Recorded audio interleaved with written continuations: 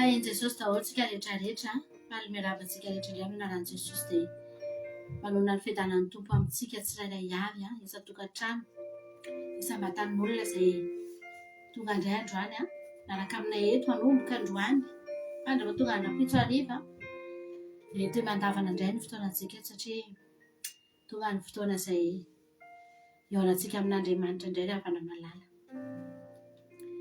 Antsika hisaotra an'Andriamanitra indray satria nandalo enemana. Ninona mety endriky ny enemana lalovanao, mety enjikensika kely nenay manokana tamin'iny enemana iny tena nanenjenjika zavatra maro, nanao zavatra maro fa tena misaotra an'Andriamanitra mihitsy hoe vita daholo izay rehetra natao ary natsiaro mihitsy hoe fandresena no azo rehefa tonga aty amin'ny andro fahaenina aty. Haleloia. Dia mahatsapa hoe mibata fandresena ary tena hitsahatra mpifaliana mihitsy ampilaminana. Mahatsapa foana hoe tena ilaintsika ty andro fitsahara amin'ity ry havana malala. Mahita mihitsy hoe raha tsisy an'ity andro ity dia tsy mahay mitsahatra zary mihitsy isika. Tsy mahay mitsahatra zary mihitsy ny olombelona raha tsy nataon'Andriamanitra hoe mitsahara.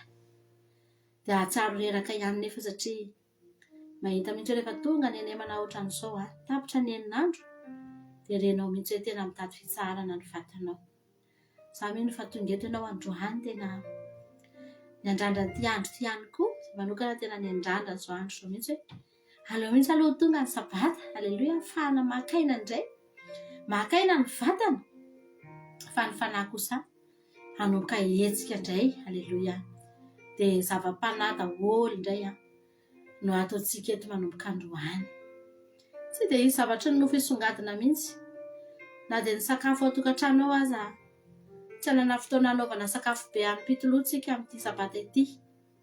Manomboka androany mandraparapitso hariva ny andro. Raha mandray vahiny ianao dia teneno mihitsy hoe tsy afaka manao hanim-pitolohanao zao fa mitandrina sabata sika. Ary na dia ny ten'Andriamanitra aza dia milaza ngely hafany hoe na dia ny vahiny ao an-tranonao aza dia mitandrina sabata satria nahoana?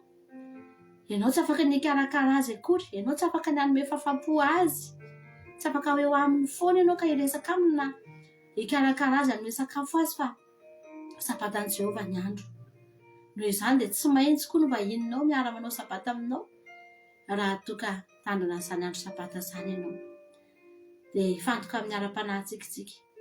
Tsy hisy nofo hisandatra intsony manomboka eto androany fa ny fanahintsika indray no voky fanahintsika indray no fahanantsika ary dia hanome fitsarana ao antsika tokoa ny Andriamanitra.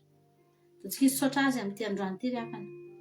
Hanomboantsika hidirantsika amin'izao sabata masina izao dia tombontsika misandata indray izany androany mba ahafahan'Andriamanitra tena hisandatra tokoa eo amin'ny fiainanao ao anatin'ny tokantranonao ao.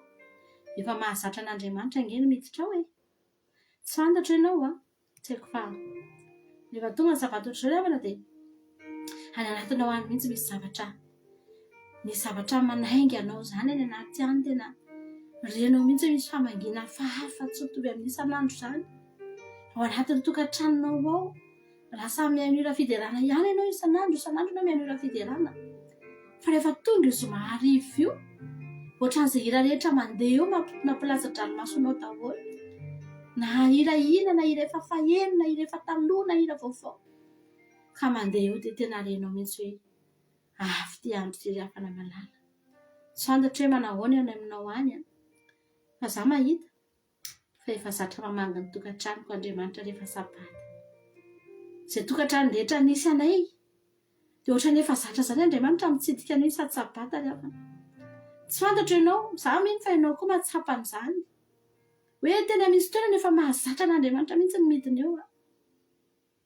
Dia rehefa tonga ny sabata dia renao mihitsy hoe izay Andriamanitra fa miainga eo amin'ny seza fiandrianany dia mandeha mijery anao indray izy dia mikarakara ny ara-panahinao izy dia vonona ny hamoky anao izy androany. Ndao tsika hivavaka ry havana, ndao tsika hisaotra an'Andriamanitra. Teneno mihitsy androany hoe tonga indray Jesosy ilay andro anankiray hamanginao an'ity tokantranoko ity. Hidiranao ato anatin'ny foko indray Jesosy dia nataoko voalohany androany dia hanome voninahitra anao. Izay no tiako atao androany. Hideranao satria fantatro Andriamanitra fa ianao natoy izao ny fiainako ny zavatra rehetra ny ainako nandritra ny nenemana iny tsy nisy afa-tsy avy aminao rery any Andriamanitra. Namindra ny tongotrao tamin'ny nenemana, etsika ny tananao ry havana, betsaka ny zavatra vitanao tamin'ny nenemana iny. Ary tena azo lazaina mihitsy raha tsy teo ianao dia sahirana ny manodidina anao, sahirana ny olona mpampiasanao, sahirana ny olona rehetrarehetra izay mila anao tamin'ny nenemana iny raha tsy teo ianao. Fa teo ianao, nataon'Andriamanitra nisy ianao, haleloia. Dia velonaina ianao dia ny olona ihany koa ny lamina, ianao nge fitahiana ho an'ny manodidina, fitahiana ho an'ny fiasananao nge ianao, fitahiana ho an'ny ankohonanao nge ianao ry havana. Zaho manokana tena tsapako hoe ohatry ny ahoana izany fiainana hoe tsy misy ireny mpianakaviana mikarakara ireo zazareo. Tena misy fahabangana sy takatry ny saina ry havana ary tsy voasolo, tsy afaka ho asolo ninina. Fa matoa zaho mbola misy eto dia satria tazomin'Andriamanitra mbola hoe ho ahako. Afahako miany ankohonako, afahako mitsinjo ny ankohonako. Amen.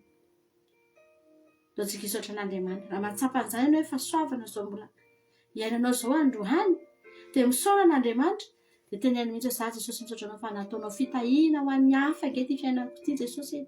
Misy olona ange ry havana misy ihany izy androany, velona izy androany fa tena efa malahirana ny olona na ny fahavelomany azy efa malahirana ny olona, marary mafy, andrasana fotsiny any amin'ny hopitaly.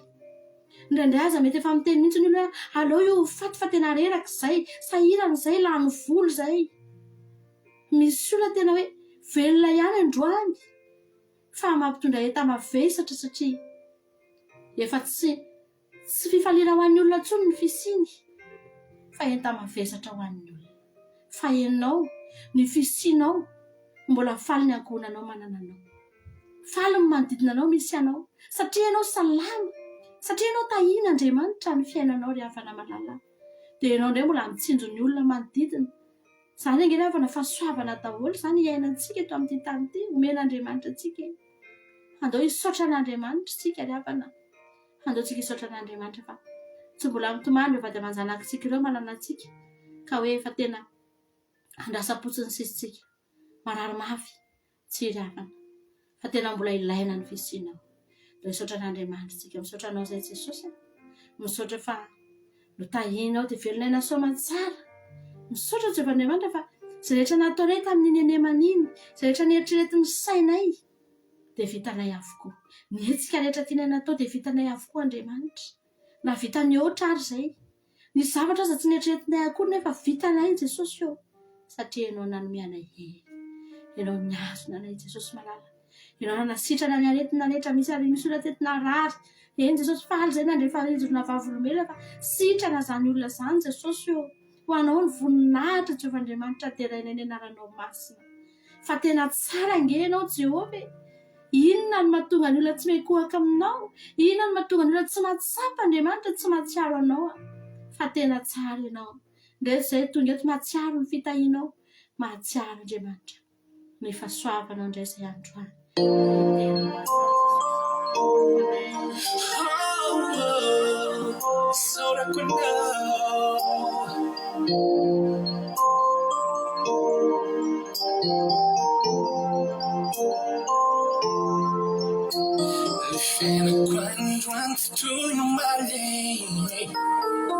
Fifanandalo fisitranao Livavaka nataoko vovaly Satria meninao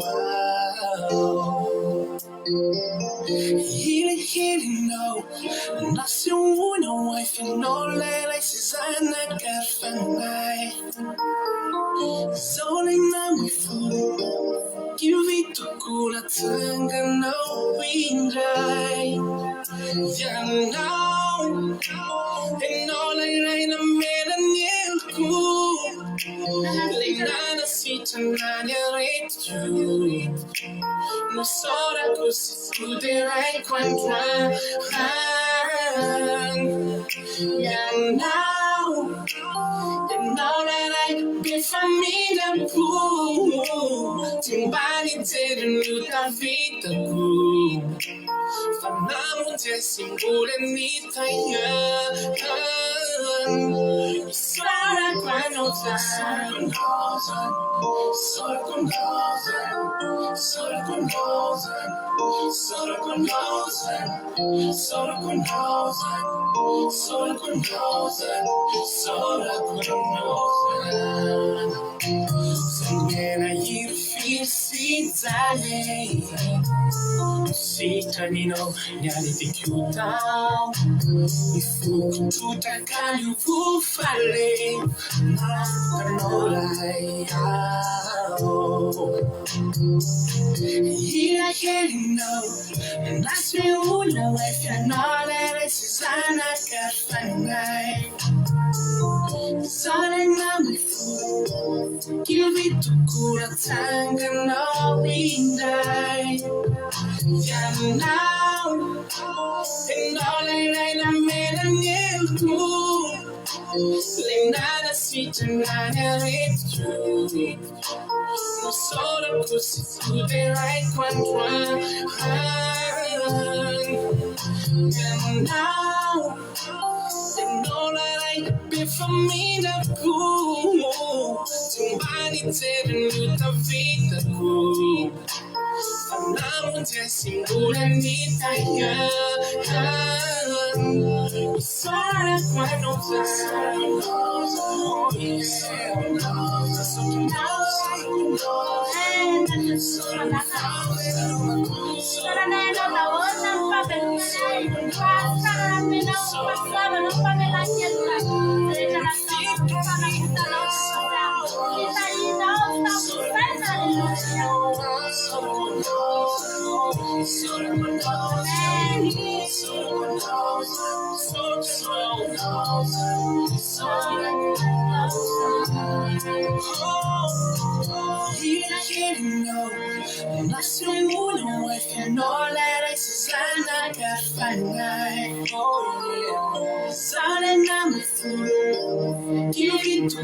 Tanga no windai Yanao Enole na mera nyentu Lenada sita nana retu No saura così tu derai quanto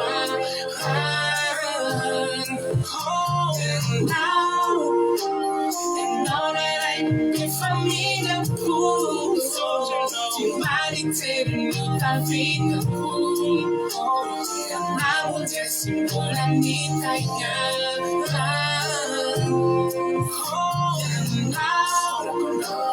Enole na mela nientu Lenada sita nada retu Sora così tu derai quanto Sora quando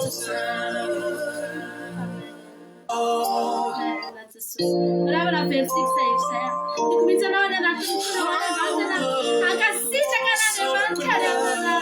alla pera el che no uscanda che no inna stato stato ame noi ragazzi che ma sani sani giovane capite che mi stanno ritornando sapata un po' ancora ma la malala sapete che fiderana ritorno sapata alleluia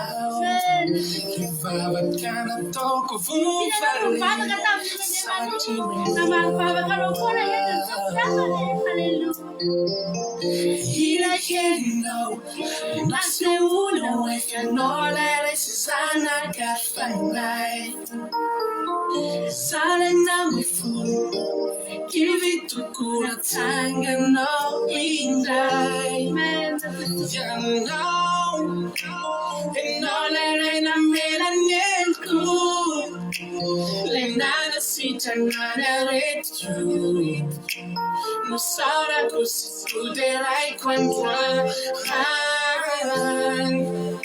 Yanao Enolere che famiglia tu Ti mani tenuta vita tu Fanamo già simbola nitaya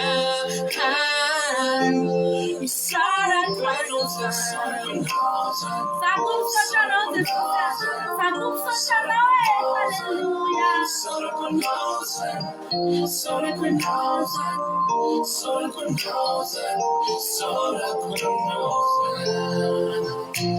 Sangena yirfisitale Cittadino nyali di chiuta Mi fu tutta caglio fu falle Na utanorai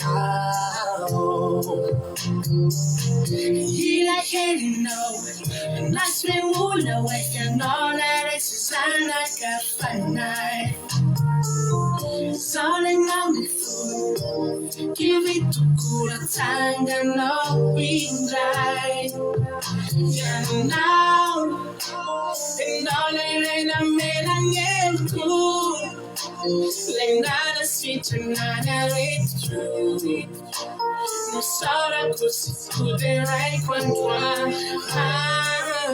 And now And all I be famiglia pure Domani te venuta vita cool Andiamo già singura vita Sora quando Sora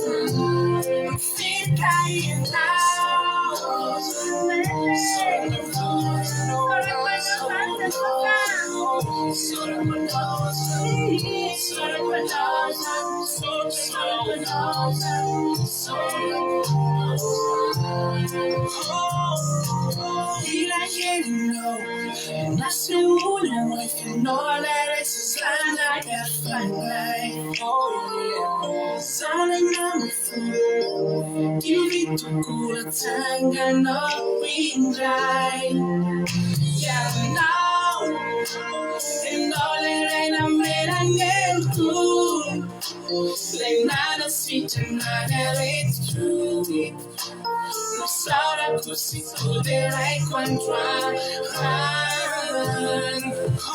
And now And all I be famiglia cool Domani te venuta vita cool Andiamo già singura vita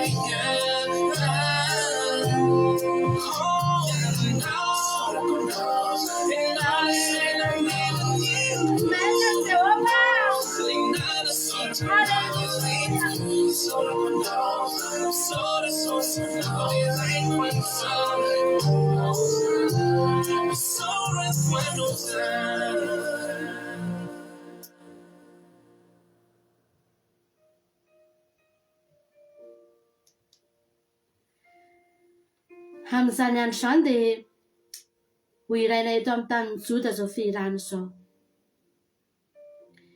Manana tanàna mafy sika. Famonjena ho tendren'i Jehovah ho manda sy fiarovana. Vohay ny vavahady mba hidiran'ny firenena marina izay mitana ny fahamarinana. Ny saina tsy miovaova dia arovana ao amin'ny fiadanana tanteraka. Satria matoky anao izy. Matoky an Jehovah mandrakizay, fa Jehovah tompony vato lampy mandrakizay. Fa na etry ny nomponina avo toerana. Ny tanàna avo dia harodany, eny, harodany ho amin'ny tany, ka azerany ho amin'ny vovoka. Hitsahany tongotra izy, dia ny tongotry ny orza sy ny faladiany mahantry. Voaravona ny lalany marina, eny, aravona ho marina indrindra ny alehany marina. Koa amin'ny lalan'ny fitsaranao Jehovah no iandrasanay anao. Ny anaranao sy ny fahatsiarovananao no irinin'ny fanahinay. Amin'ny fanahiko no aniriko anao noho ny alina. Eny, ny saiko ato anatiko no tadiavako anao fatratra. Fa raha mamely ny tany ny fitsaranao, dia mianatra fahamarinana ny mponina amin'izao tontolo izao. Na dia asiana soa aza ny ratsy fanahy tsy mety mianatra fahamarinana izy. Eny, na dia eo amin'ny tanin'ny fahamarinana azy izy mbola manao meloka ihany ka tsy mety mijery ny fahalebiazan'i Jehova. Jehova avo ny tananao nefa tsy jeren'ireo, tsy maintsy ho jereny ihany anefa ny fahasari-piaronao amin'ny olonao ka homenatra izy. Eny, afo no andevona ny fahavalonao. Jehova manorina fiadananao anay ianao, fa ny asanay rehetra dia tanterahinao anay. Jehova Andriamanitro, tsy ianao ihany no efa nampamono anay fa tompo hafa koa, nefa ianao irery ihany no azahoanay mankalaza ny anaranao. Ny maty tsy mba ho velona intsony, ny matotoa tsy mba hitsangana, fa novalianao izy ka naringanao sady nole voninao avokoa ny fahatsiarovana azy. Nampitombo ny firenena ianao Jehova, eny, nampitombo ny firenena ianao ka nahazo voninahitra ao anao. Nitarinao alalaka avokoa ny faritry ny tany Jehova, no ny azo pahoriana izy dia mitady anao, no ny anany famaizanao izy dia nanao vavaka anakapo. Tahaka izay bevoka efa madiva hiteraka ka mialonalina ny mitaraina noho ny fitarainany, dia tahaka izany izahay teo imasonao Jehova. Efa bevoka izahay, efa netsy zazy izahay, efa tahaka ny tena-drivotra izahay, tsy nahavita famonjena ho an'ny tany izahay ka tsy niteraka ny mponina amin'izao tontolo izao. Ho velona indray ny olonao izay efa maty, ny faton'ny oloko hitsangana, ka mifoaza sy miobi ianareo izay mandro eo amin'ny vovoka, fa ny andonao dia tahaka ny andon'ny fahazavana ary ny tany hiteraka ny maty. Haleluia.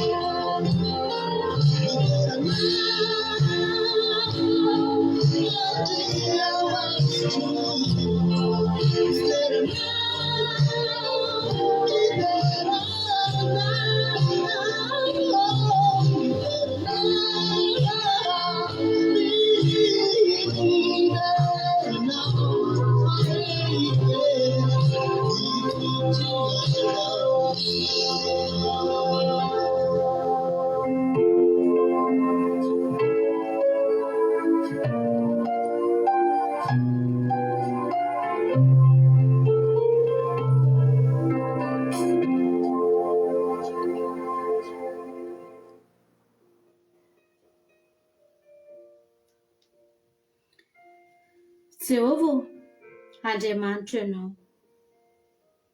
Anandratra anao sy hiterany anaranao aho.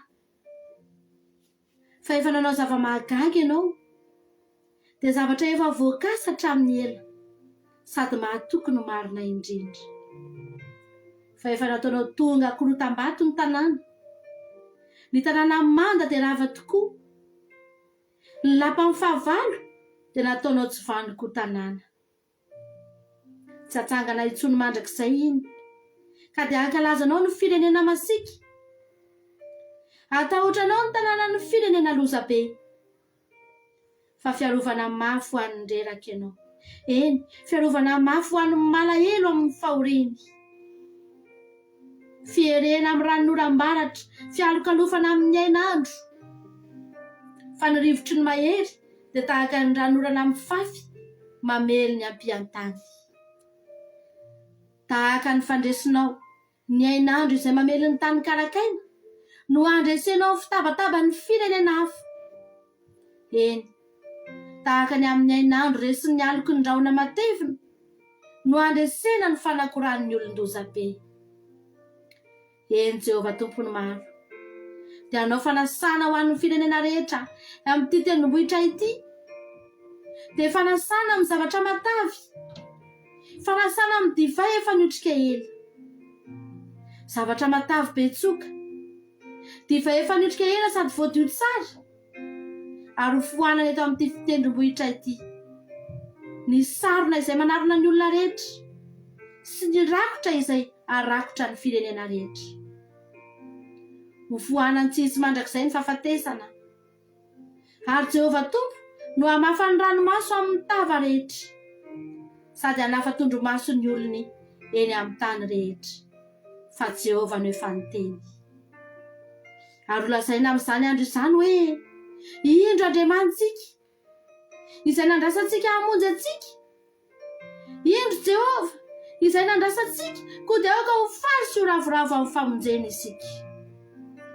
Fa hipetraka amin'ity tendrombohitra ity ny tanan'i Jehovah, ary Moaba hosihosena amin'izay toerana. Dia tahaka ny fanisihosena ny mololo miavosa amin'ny rano any am-pahatra. Ary ireo dia amelatra ny tanany eo afovoany izany, tahaka ny famelatry ny mpilomano ny tanany raha milomano.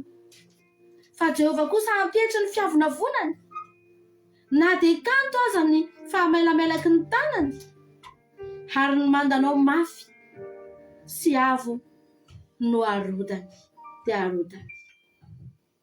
Ka etriny sy ho fongorany amin'ny tany dia hatramin'ny vovoka.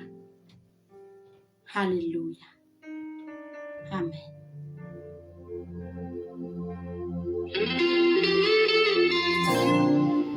Ianao ny Yahweh, Andriamanitra fanokena.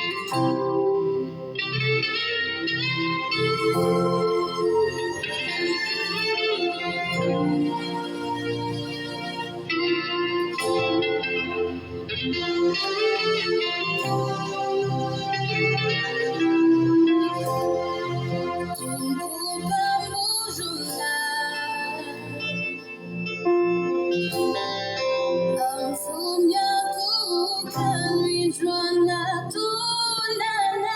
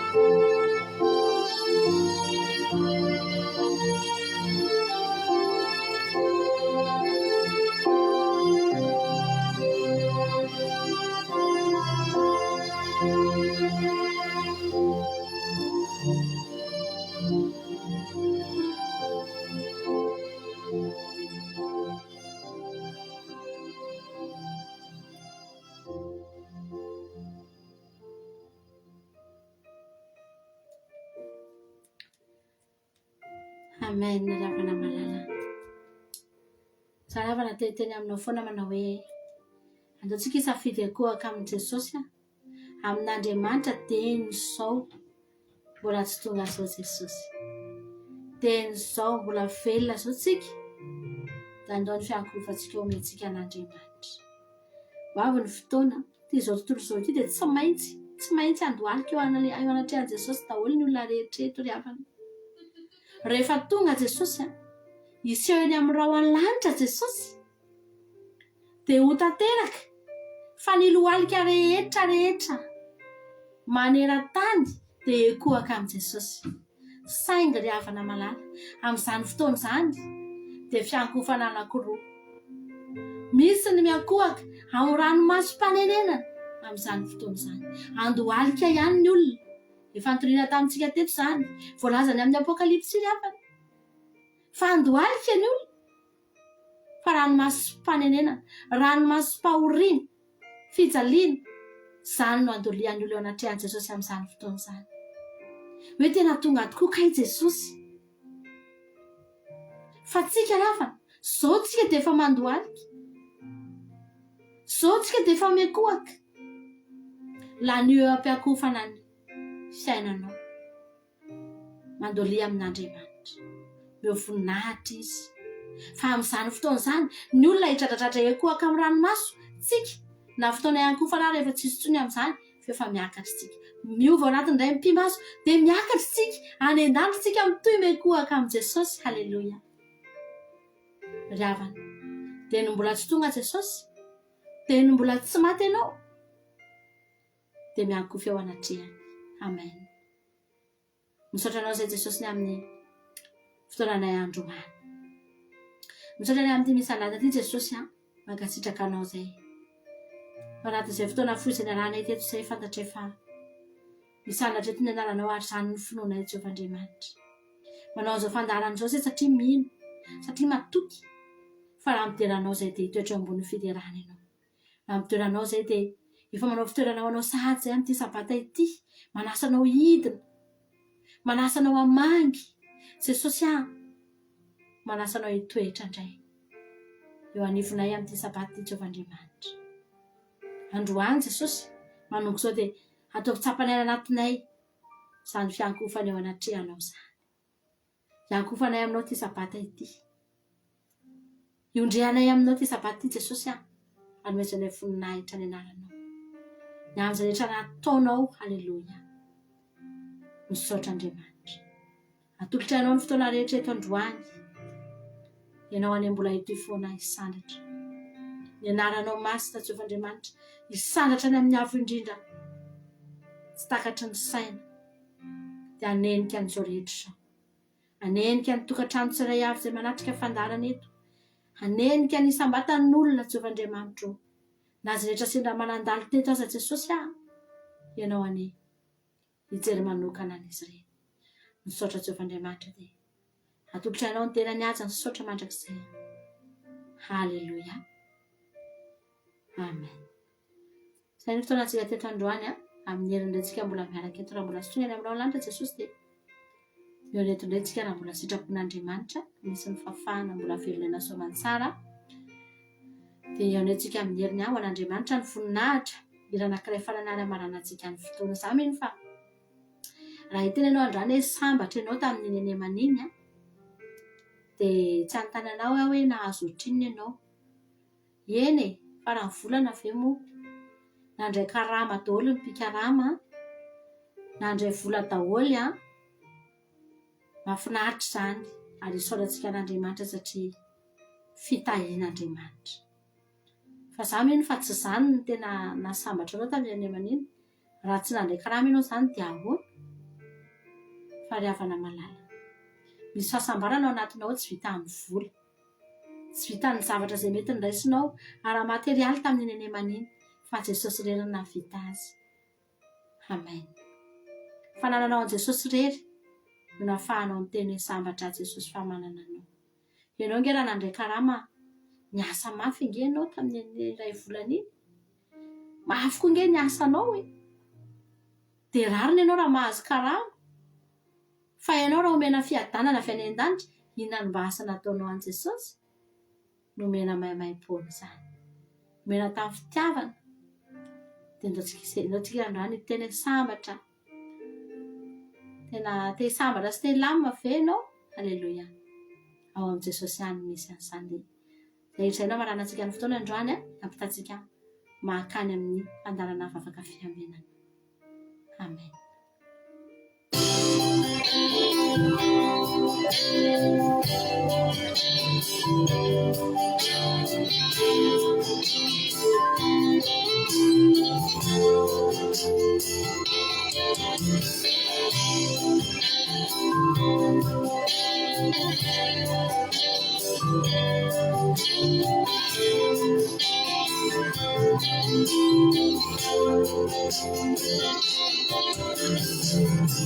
Sabatrani malaelo mpandai vaumenaziku nifanzangani lancha namisiazanyala elu mandaru imaerizafa kuchachanao nitazuna Samba chaireu malemi panai Quando battaringi Isira murenti andani Facciane mena nawi rusu Sitara vita now Uazino ni tiagana Tukanani lainiti Tukana Tutajamina Teu samba chaila Ninachani Sini fulanu mafiti zani Falarai visirandani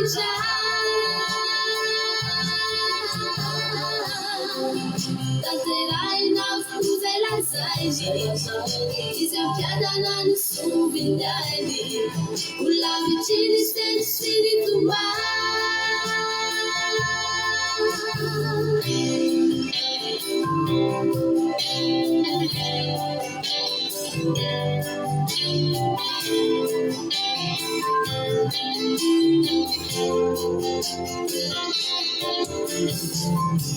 Sabachani kopia banda Kenoro tuina we Naisana kanja manicha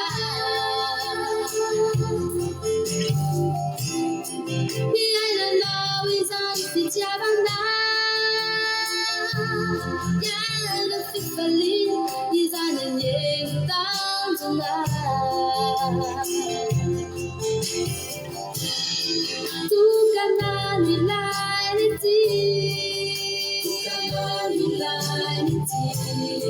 Tukana Tutajamina Teu samba chaila minachani Sini fulanu mafiti zani Falarai visirandani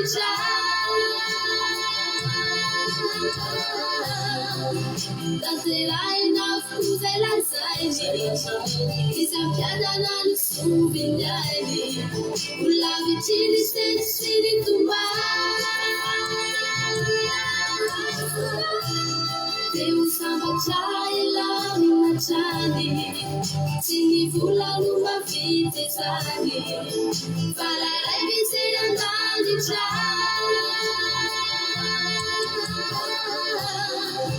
Tanterai na fuze la saiji Isampiadana nusubindani Ula vicini stesini tumba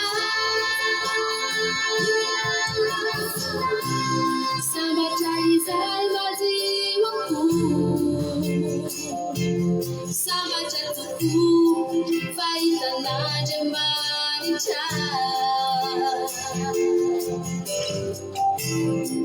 Ariwire ululuku Malaka dalanda Tazuanda ulifiana Manjakiza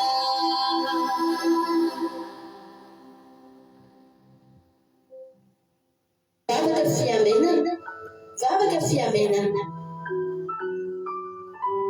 fanarana arahanao eto amin'ny andramotra izao sy ny ankiradio isaky ny alatsinainy hatramin'ny zoma amin'ny 7 sasany alina ora eo mivavaka fiamenana iarahanao amin'ny mpanompon'Andriamanitra Radio Kolosalama mivady sy ny groupe izay maharesy andrenesanao toroteny sy fampahirezana mivavaka fiamenana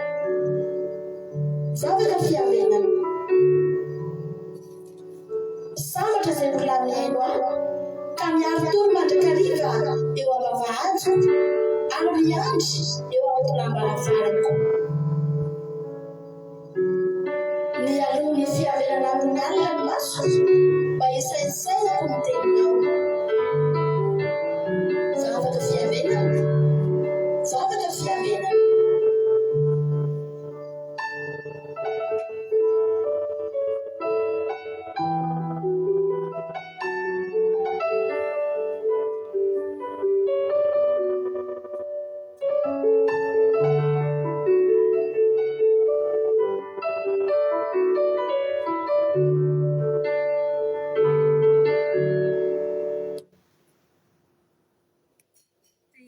Tsika rehetra tain'i Jesosy paster hivavaka isika hanomboana ny fotoana. Misaotra manome voninahitra anao izay Jehovah-Andriamanitra arainay masina arainay maherinay. Mankasitraka anao izay Jesosy ny amin'ny fitantananao anay amin'ny izao fotoana anaranay ny teninao izao indray. Mankasitraka ny amin'ny tontolon'andro izay efa nomenao anay izay tontolon'andro feno tanteraka niaraka tamin'ny fananao masina izay nahafahanay nanatanteraka ny tontolon'andronay dia mbola amarana izao tontolon'andro izao izay dia mbola miasa ny fananao masina hiaraka aminay tafatafa amin'ity toerana ity vavaka fiambenana izay iarahanay eto ity Jesosy mangataka fananao masina mahery ampololotra ny teny ao am-bavan'ny mpanomponao ary izay rehetra avoaka ny vavany dia masina avy aminao. Aoka Tompo ny connexion sy ny sakatsakan'ny ratsy devoly rehetra dia tsy anankely tsy anafahefana amin'izao fotoana iarahana eto izao ary enina dia miala eto ary izay dia efa manaraka anay ambeniambeny ny fananao masina hiaro anay amin'ny fotoana rehetra. Koa dia ho tahirizinao amin'ny fananao masina ny tokantrano tsirairay avy, ny fiainanay tsirairay avy, ny anam-ponay tsirairay avy sy ny fananay tsirairay avy. Fa dia raha ny teny rehetra izay alohan'ny vavan'ny mpanomponao eto dia teny masina avy aminao ka ho apetraka fiainao am-pelantananao anie izany mba ho hamasinonao ihany koa izay rehetra mihaino sy mankatoy izao fotoana izao eto ary mandray ny teninao izay zaraina eto dia hita fahasoavana avy aminao anie izy. Misaotra Jesosy, misaotra Ray Malalo. Alleluia. Amen. Alleluia. Dia arabaina isika tsirairay avy izay tonga eto indray amin'ity androany ity dia misaotra betsaka ny mampionntsika tanatin'izay misy andrata izay dia misaotra betsaka ihany koa ny zoky Rose Minatsika tanatin'izay vavaka mamy be nentina nanomboana ny fotoana izay. Andriamanitra manakaiky fahasoavana anie hamaly fitianao dia mitombo ositra sy fahasoavana foana hatrany hatrany dia mahireza foana amin'ny asan'ny tompo. Alleluia.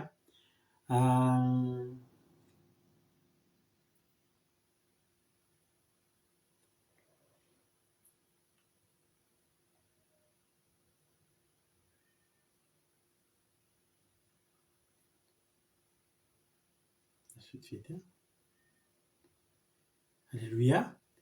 Dia tahiny tompontsika rehetrarehetra miarabantsika rehetra natratran'izao andro lehibe izao izao andro sabata izao ry havana malala dia arabaina ianao tonga somatsara eto miaraka aminay raha tonga eto ianao androany mety voavolohany ianao tonga miaraka aminay eto dia aza raisinao kisindrasindra koa rehefa tongavanao eto mba ataovy mihitsy hoe misy raha ilan'ny tompo anao amin'izao anio izao. Alleluia. Ka dia tahin'ny tompo isika tsirairay avy dia marita daholo hatramin'ny farany a isika rehetrarehetra. Bon sabbat dia fiadanana tompo amintsika tsirairay avy. Izy aloha misy zahatra kely somary lekolena kely eto azafady. Raiso ary ny tsodranotsika amin'ity androany ity.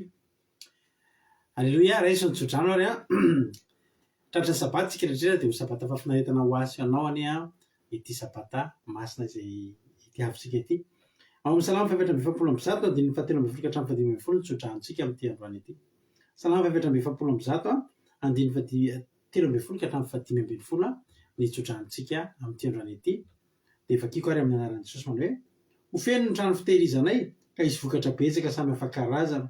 Hiteraka arivarivo sy alinalina ny ombonay any an-tsahanay, ahazaka be ny ombonay ary tsy hisy horava na ho lasa kopavo sady tsy hisy fitarainana any an-dalambe anay. Sambatra ny firenena izay tahaka izany, eny sambatra ny firenena izay manana ny Jehovah ho Andriamaniny. Jehovah ve ny Andriamanitra ao? Halleloia. Dia izaho mitsodrano anao androany ho feno ny trano fitehirizanao dia vokatra betsaka samy hafa karazana, ho feno vokatra betsaka samy hafa karazana. Dia hiteraka arivarivo anie ny ondrinao ny ombonao alleloia, azaka be ny ombonao ary tsisy rava, tsisy lasa kopavo ary tsisy fitarainana anie ao aminao halleloia, amen. Ray zany ho antsika tsirairay avy. Atomboka any ambombony any ny fiarabana, faly be mahita anareo Anthony Suzel Suisse, artisan de Madagascar France, Merso Beanjana Arabie Saoudite, Tina Rakotoary Zaka France, Emiliano Rodriguez Arabie Saoudite, Ranosou Elisabeth Madagascar, Kodanela Belgique, Itoto Noeline France, Merso Beanjana Arabie Saoudite, Razanazo Sylvie Koweït, Erika Rak France, Artisan de Madagascar France, Marijo États-Unis, Someva France, Tina Rakotoary Zaka Vandenko Lovlitina France, Thierry Albenza France, Tolo Jesosy Fanakizay Allemagne, Itoto Noeline France. Halleluia be daholo Jesosy mpandresy Madagascar. Halleluia, feno mihitsy. Complet ny équipe complet ny avant Kadaka Malala France, Razanazo Sylvie Koweït, tahiny Jesosy sika rehetrarehetra. Tonga soa. Halleluia. Sandola Koweït, Andonia Suzanne efa nanaraka teo. Jessica Patiti France, Ranosou Elisabeth Madagascar, Mira Andriamalala Allemagne, tahiny Jesosy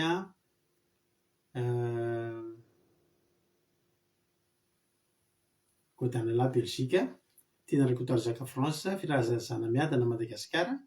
Zay tirako hoe tonga ny complet ny avant. Aizy ny Charline avy eo ao, Kadaka Malala France, Artisan de Madagascar France, Tsira Mboramela France, Razanazo Sylvie mantinako teo, dia Emiliano Rodriguez koa efa nanarapako teo, Jessica Patiti France, Yama Koweït,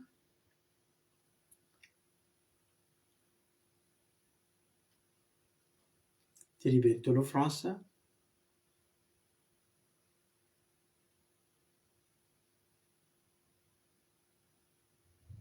zay nareo. Halleluia, tahiny tompo. Za rehefa nandroany manjelo avimbelona amin'izay. Za androany tena faly be androany, tonga ny sabata. Tena marina ty tenako anareo ty. Faly be mihitsy tonga ny sabata. Tsisy fandarantsika indroandro zay satria ny andro voalohany dia somary nandeha voyage kely ny mpanomponareo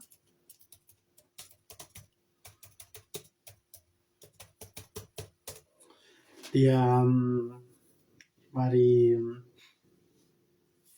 somary lasa lavilavitra kely dia tena tsy tafody.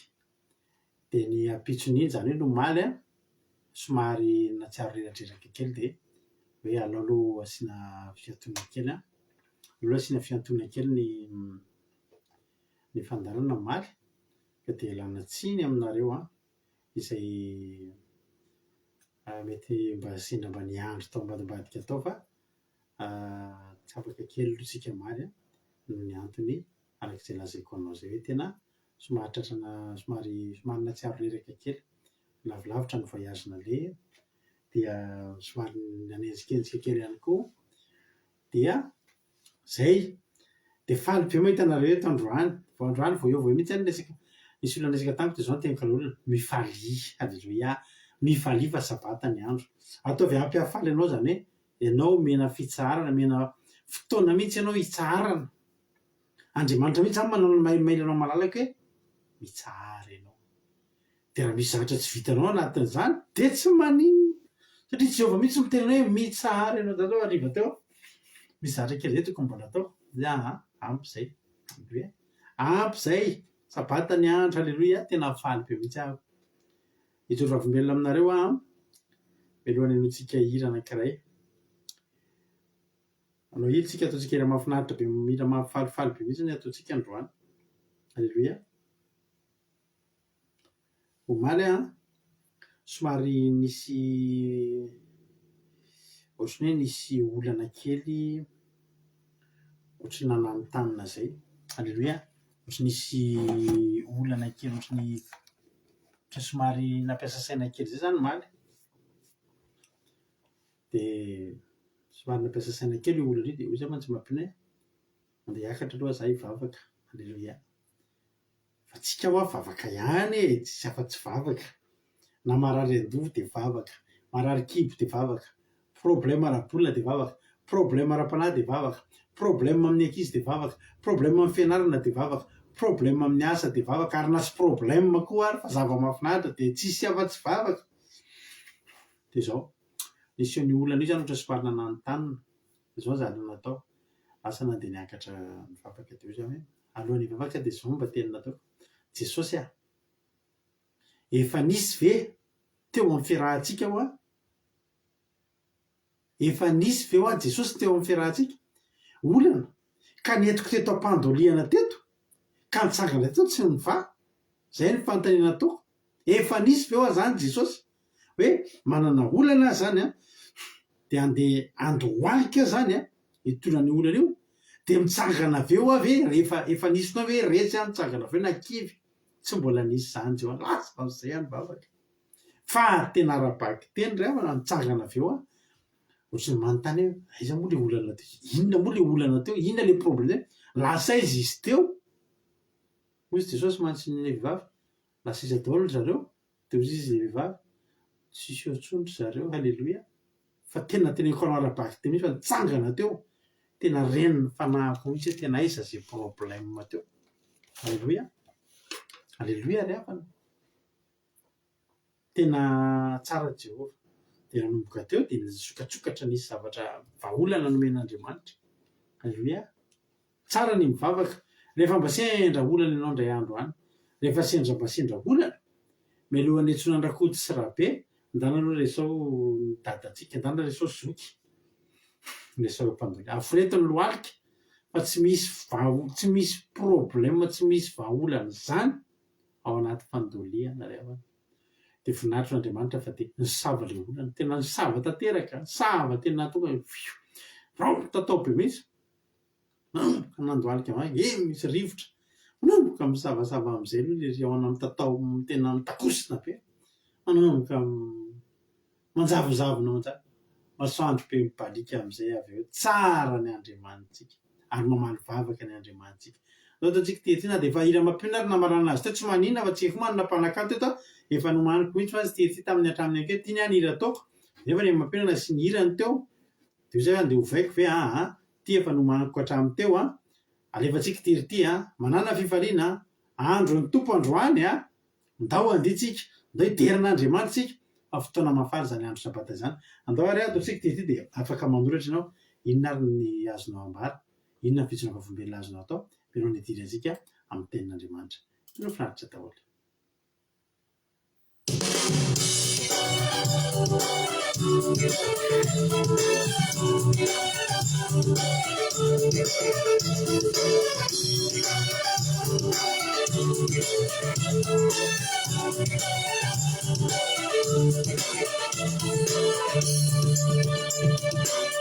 Fifalina, fifalina, sifiti. Arakatapirira, ikaluna diusa, amechana litupa pulinjija. Ndawisika na japeufa, andri supani. Andri supani.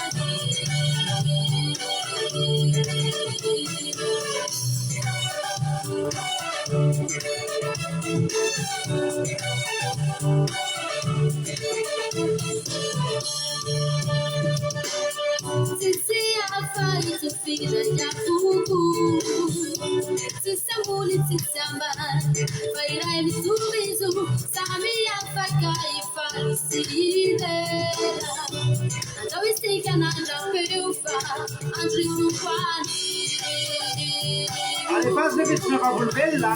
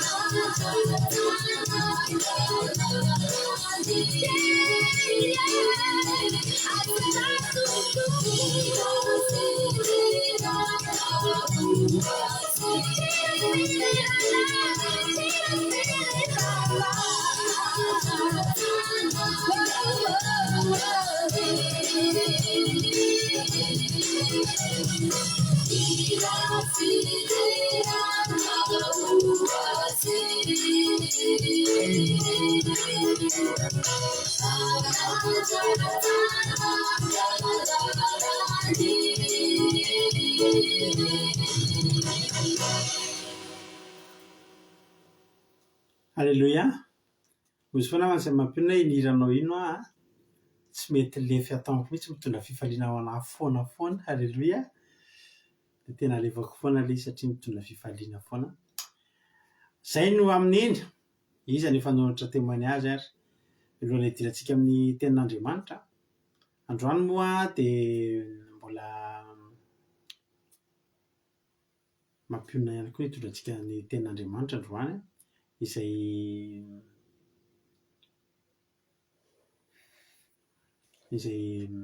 hoenontsika eto amin'ity androany ity.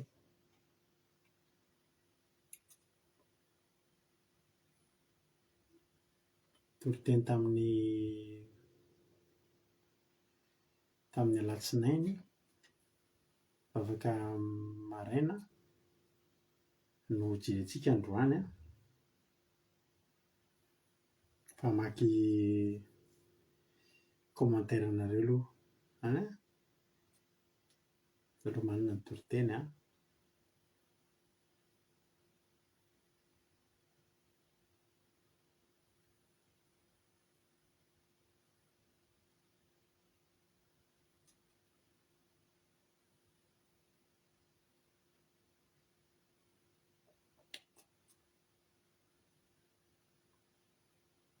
manomana ny toriteny dia avy eo hamaky ny commentaire nareo.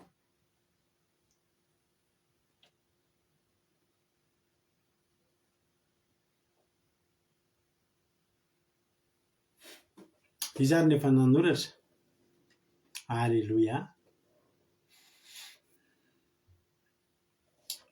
Misaotra nareo mialoha misaotra sady atongotsika eo amin'ny izy nanotra voalohany ohatry ny ranova Soameva hitako nanotra voalohany tato hoy Soameva hoe alleluia.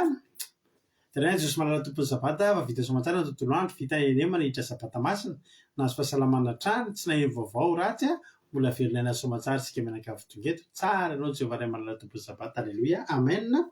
Azadiny fa fandraisana fanasan'ny tompontsika ara-pitso ho anareo izay tsika amin'ny groupe Semaresy nareo izay mety hiatrika aminay ny anatrika sabata iraka aminay hoy mierisobe anjana misaotra Jesosy mbola nomeny tombon'andro androany anatratra zao sabata masina izao amen alleluia. Ao ny tody noelinina voninahitro n'Andriamanitra iray ihany fa tonga soa eto indray anio tsy maheno loza ary nomeny Jehovah fahasoavana sy fitahiana na nisy faharirahana koa azy alleluia amen. Tsara zany zokitody dina dirigeny zay alleluia dia mandrakariva Jesosy fa vita soamantsara indreny enemana na dia teo aza ny asa maro dia vita hatrany misaotra azy amin'ny hery sy tanjaka sy fahasalamana nomeny faly koa fa natratra zao sabata masina fitsarana izao alleluia amen. Dia apikany koa ny fitsoana vavolombelona izahatra namboarina tato an-trano tato androany dia vita soamantsara ho an'Andriamanitra ny voninahitra alleluia. Ao ny Erika alleluia misaotra n'Andriamanitra rehefa vita soamantsara ny enemana narovana tamin'ny ratsy rehetra sady mbola namaly vavaka sady vita soamantsara ny enemana sady mbola namaly vavaka izy raha nisy zavatra nangatahako izay tamin'ny enemana iny dia nivandrona nivaly ny vavaka rehetra tena hiterako ny anarana zany amen. Dia mbola misaotra azy koa fa mbola nomeny hery sy tanjaka ary fahasalamana natratraraka izao sabata fitsarana izao alleluia izay menakavy kely alleluia amen. Hoy nabavitsika berta misaotra n'Andriamanitra tamin'ny fiarovana ny menakavy velonaina ary nandray izy sahaza alleluia amen. Nahoana izy succès dia haiko Jesosy fa nomba sy narovany ary nomeny izay rehetra ilaina zahay menakavy kely Jesosy tamin'ity tontolo andro ity alleluia voninahitra ho averina ho an'Andriamanitra rery ihany amen halleluia. Hoy Zokrozy Minahy voninahitra n'Andriamanitra misaotra n'Andriamanitra fa nahazo zaza vao Alisia kely Alia moa sa Alisia izay Alisia sa Alia nitombo taranaka aloha antsika irarosoan'ny Zokrozy Minahy fa nahazo zavy kely anankiray indray izy Alia ahitsika aloha Zokrozy Minahy fa message voaraiko ohatry ny Alisia dia nefa ianao manotra hoe Alia dia somary ahitsika eo azafady Alisia moa ny zazakely sa Alia fa soratana eto mantsy hoe Alia fa tanaty MP ohatry ny Alisia dia ataontsika irarosoan'ny Zokrozy Minahy fa nahazo zavy kely andray izy alleluia zazavavy kely nahazo zazavavy kely izy rehefa malalaka dia atolotra fa fanoloran-jaza zava-dehibe ny fanoloran-jaza rehefa miteraka nareo dia atolotritsika an'Andriamanitra rehefa feno 7 andro izy dia atolotritsika an'Andriamanitra alleluia feno 10 andro dia atolotritsika an'Andriamanitra to dia ampelantan'Andriamanitra ny fiainan'ny zaza iny dia tonga dia efa voaharo iny alleluia. Hoy raha tojo hoe ny tontolo androko androany dia isaorako an' Jesosy fa nisy resaka ny fanaovako tamin'ny olona miasa amin'ilay toeram-piasako taloha izay dia niterako an'Andriamanitra ny zavatra nolazainy lavalava moa izy fa dia tantaraiko amin'ny Zoom malapiso fa tsy vita eto dia raiko Jesosy fa afaka ny karakara nify za androany dia raiko Jesosy niaro sy nameny amina saza ao menakavy kely alleluia amen. Ao anareo izy Thierry Berthelot la semaine et la journée sont terminées. Tout s'est bien passé, la santé est bonne. Merci Jésus de veiller sur moi. Gloire à Dieu. Bon sabbat à tous. et bon sabbat toi aussi merci mamina angélique solona lehibe andriamanitra mbola nanome fahasalamana trany ary mbola afaka ny mivavaka fiambenana teraina jesosy alleluia ozy koa tany lahy hoe misaotra ny jesosy mbola niaro anay mianakafy mitsanenemany sady tonga somatsara trano ihany koa ary nivavaka izay nangatahako tamin'ny zavata ny valy alleluia lehibe jehova tena tsara ny tompo voninahitra ho azy rery any alleluia amen mankasitraka mpitondram-bavaka jesosy amaly fitia-trany alleluia misaotra zoky kotanila ahoana zy zoklina alleluia misaotra n'andriamanitra lehibe fa nisy mpiara-mianatra amin'ny zanako lahy evo voaroaka tany amin'ny toerana nanaovany stage nefa tena misy lanjany be mihitsy ny stage ataony zareo am'izao na lehibe ny zanako de niteny taminy aho hoe na de olona hafa finoana azy izy de mivavah ho azy fa sy ny toerana iasany mba hiova hevitra de mba tsy voaroaka izy fa za koa hivavaka ho azy de niteny izy teo fa hoe nanome deuxième chance azy ny toerana iasany de raha ina jesosy aminy amin'ny valim-bavaka vita ny anemana vita ny asa mandrararera de mbola tafahoana somatsara izay menakavy voaro amin'ny loza sy ny rofo rehetra voninahitra ho azy rery any amen tsara kosa zany mahafinaritra zany mivavaka ho an'ny hafa zany hoy tena rakotra zaka misaotra ny jesosy ny tenako a vita somatsara ny adidy rehetra ny famiako tsisy narary nahazo ny loza de raha ina jesosy misaotra indrindra de raiko ihany koa jesosy noho ny fahasoavana lalandava tsy misy fetra ary mitombo hatrany misaotra jesosy malalako voninahitra mandrakizay ho an'andriamanitra mahery alleluia amen tsara jesosy alleluia misaotra anao firaritsoan'ny zokitsika rozimina fandraisana masan'ny tompo rapitso izy zoky someva alleluia voninahitra n'andriamanitra izy zoky ama irery fa natratra izao sabata masina izao arova ny herinandro aty aminay moa tena hoe tsy mampatory ny sirena amin'ny ady isaky ny alina madama mitomana foana sady mitena hoe ianao hoe tsy matahotra ny havanao hoe tsy matahotra ny havanao hoe tsy mitelona hoe ahoana ny atao ahitany statiany taitairiny zareo za hoe mandehana matory fa sao de maty ny jiro fa mandeha fa za tena kalma tsisy hoe tahotra za no navaliko hoe mila mivavaka aho de milamina ny saina any amin'ny chambreko foana farany stage tena hita daholo mibalafomanga fa tena kalma mifoko miaraka amin'ny jesosy alleluia amen tena zao ny ilanareo ny finoana ry zoky ama marehetra ny amin'ny tany arabo any zany zao ny ilana ny finoana zay nangoninareo mety firy taonareo zany kolokoloana tamin'ny finoana teto zao ny finoana ny anatinareo ny tena ilaina zao ny ampiasana an'izany ohatra ny zoky ama de manova daholo ohatra ny zoky ama fa tsy mahakasika anareo zany ny missilereo tsy mahakasika anareo zany reo bombareo raha mbola any koa nareo tsy voadoboka zany ny tranonareo tena manana finoana manana toky alia ny anaran'ilay zaza fa tsy alisia alia tonga soa alia kely de ho tahin'andriamanitra traniny alia sy ny reniny alleluia alleluia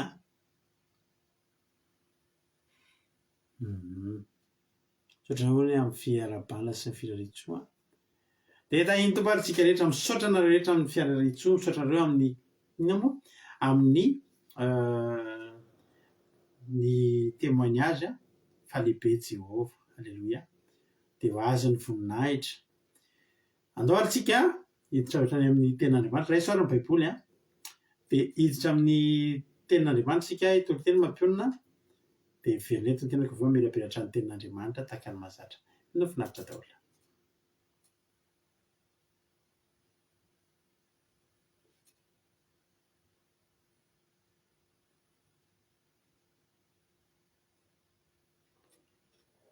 aso aloha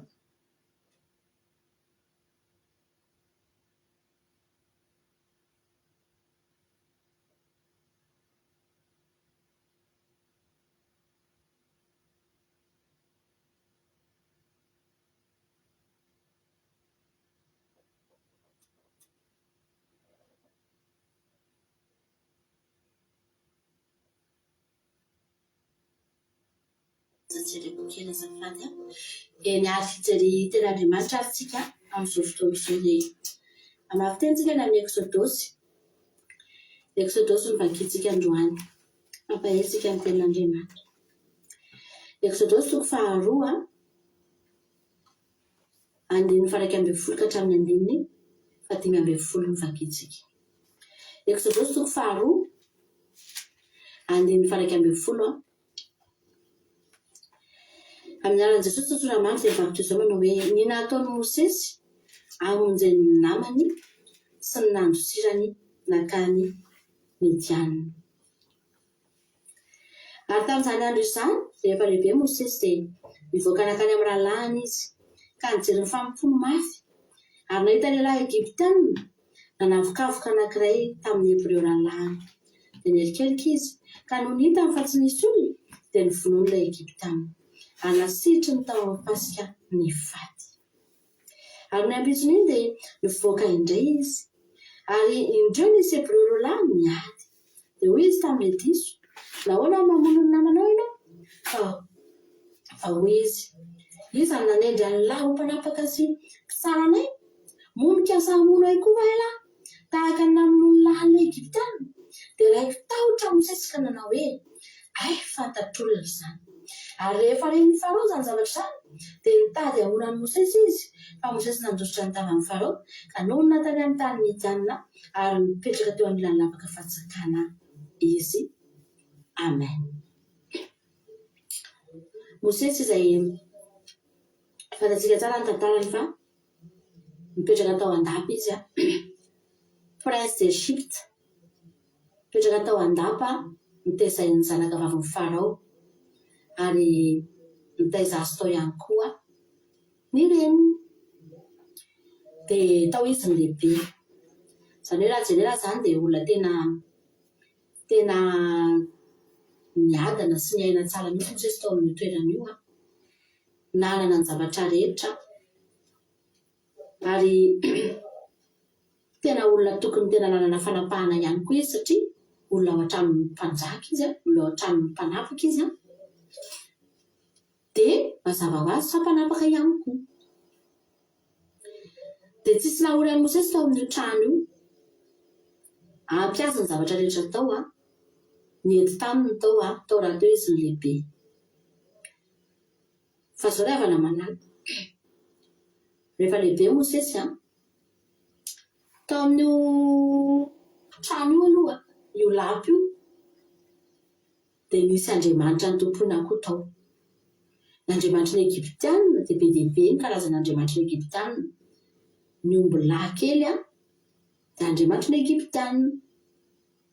Eny Farao mihitsy azy dia Andriamanitra koa Farao eo amin'ny Egiptianina. Izany hoe ny Egiptianina dia manana Andriamanitra karazany maro. Dia izay foana ny fanompoana tao amin'ny trano. Tao nefa Mosesy no tezaina ary tao izy ny lehibe. Fa ny zavatra mahafinaritra aloha efa Andriamanitra no mitondra azy tao. Amen. Na dia teo anivona fiainana ohatran'izany azy izy voadidina fanompo-tsampy dia ny zavatra mahafinaritra ny avana Andriamanitra no mitondra azy tao ary na dia ny nana lehibe azy tao aza dia ny mamany ihany izay Hebreo tahaka anazy. Izany hoe tao anatin'ny fikolokoloana sy fitaizanan'i Mosesy tao izany nisy zavatra nepita tao. Mandeha ny fanompo-tsampy izy fa mandeha koa ny fitaizana ato. Halleloia. Inona mihitsy ny fanomanao mama Mosesy dia tena miteny azy foana tandremo mpanaka fa ianao tsy Egiptianina ianao Hebreo ato fotsiny ianao no mipetraka fa tsy Egiptianina ianao natsangany zanaka Farao fotsiny ianao fa tsy zanan'izany ianao fa zanak'Andriamanitra ianao Hebreo ianao. Halleloia. Dia na dia teo aza ny fanompo-tsampy isan-karazany tao amin'ny toerana io dia naniry tao anatin'ny Mosesy foana ihany koa ny mahazanak'Andriamanitra azy ny maha Hebreo anazy. Rehefa lehibe amin'izay izy efa 40 taona Mosesy tamin'ity fotoana ity. Andao kely jerentsika any amin'ny asan'ny apôstôly satria tamin'io izy mantsy ilay nitsoaka. Asan'ny apôstôly toko 7 ange jerentsika.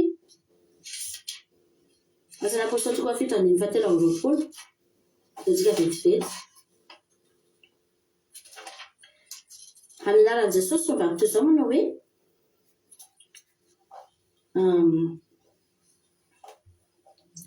Ary rehefa ho 7 taona izy dia velona tao am-pony ny hamana zanak'Israely rahalahy.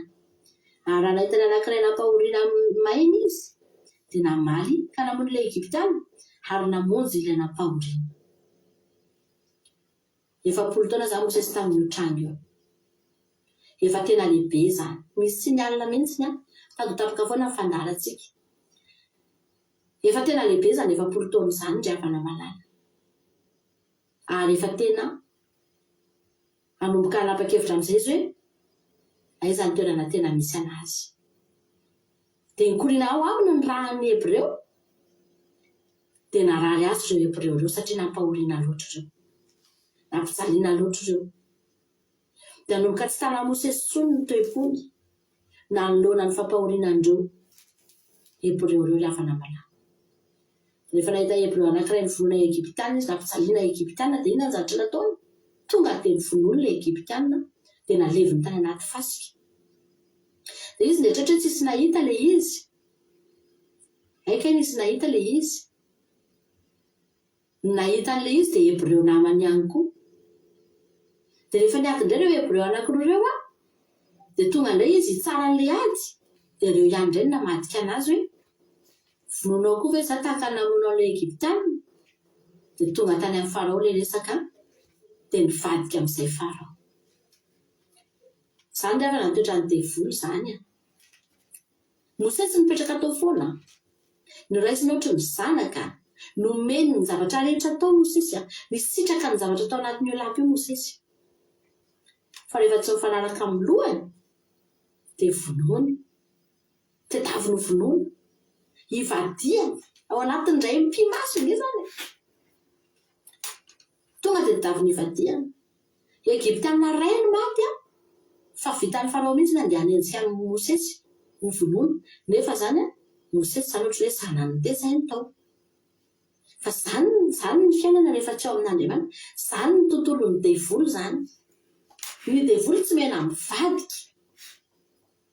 Karakarainy eo aloha ianao. Hamboamboariny eo aloha ny olona. Ohatry ny hampahitany zavatra mahafinaritra eo aloha. Fa ao anatin'ny fotoana tsy ampozinao tonga dia ivadiany tapoka amin'izay ary izy ihany no mifofony ainao rehefa avy eo. Toetrany devoly io. Dia inona ny zavatra nitranga? Natahotra Mosesy. Mosesy le ao anatin'ny heriny tsara mihitsy Mosesy Ary raha ny tena marina Mosesy tokony afaka nandahan-teny teo amin'ny otrehan'ny Farao satria nahoana? Olona mbola ao an-tranony ange Mosesy. Afaka tena ny fampiraharaha mihitsy ny fampiresaka na ny fona na ny baboka teo amin'ny Farao izy hoe mifona aminao arikaky.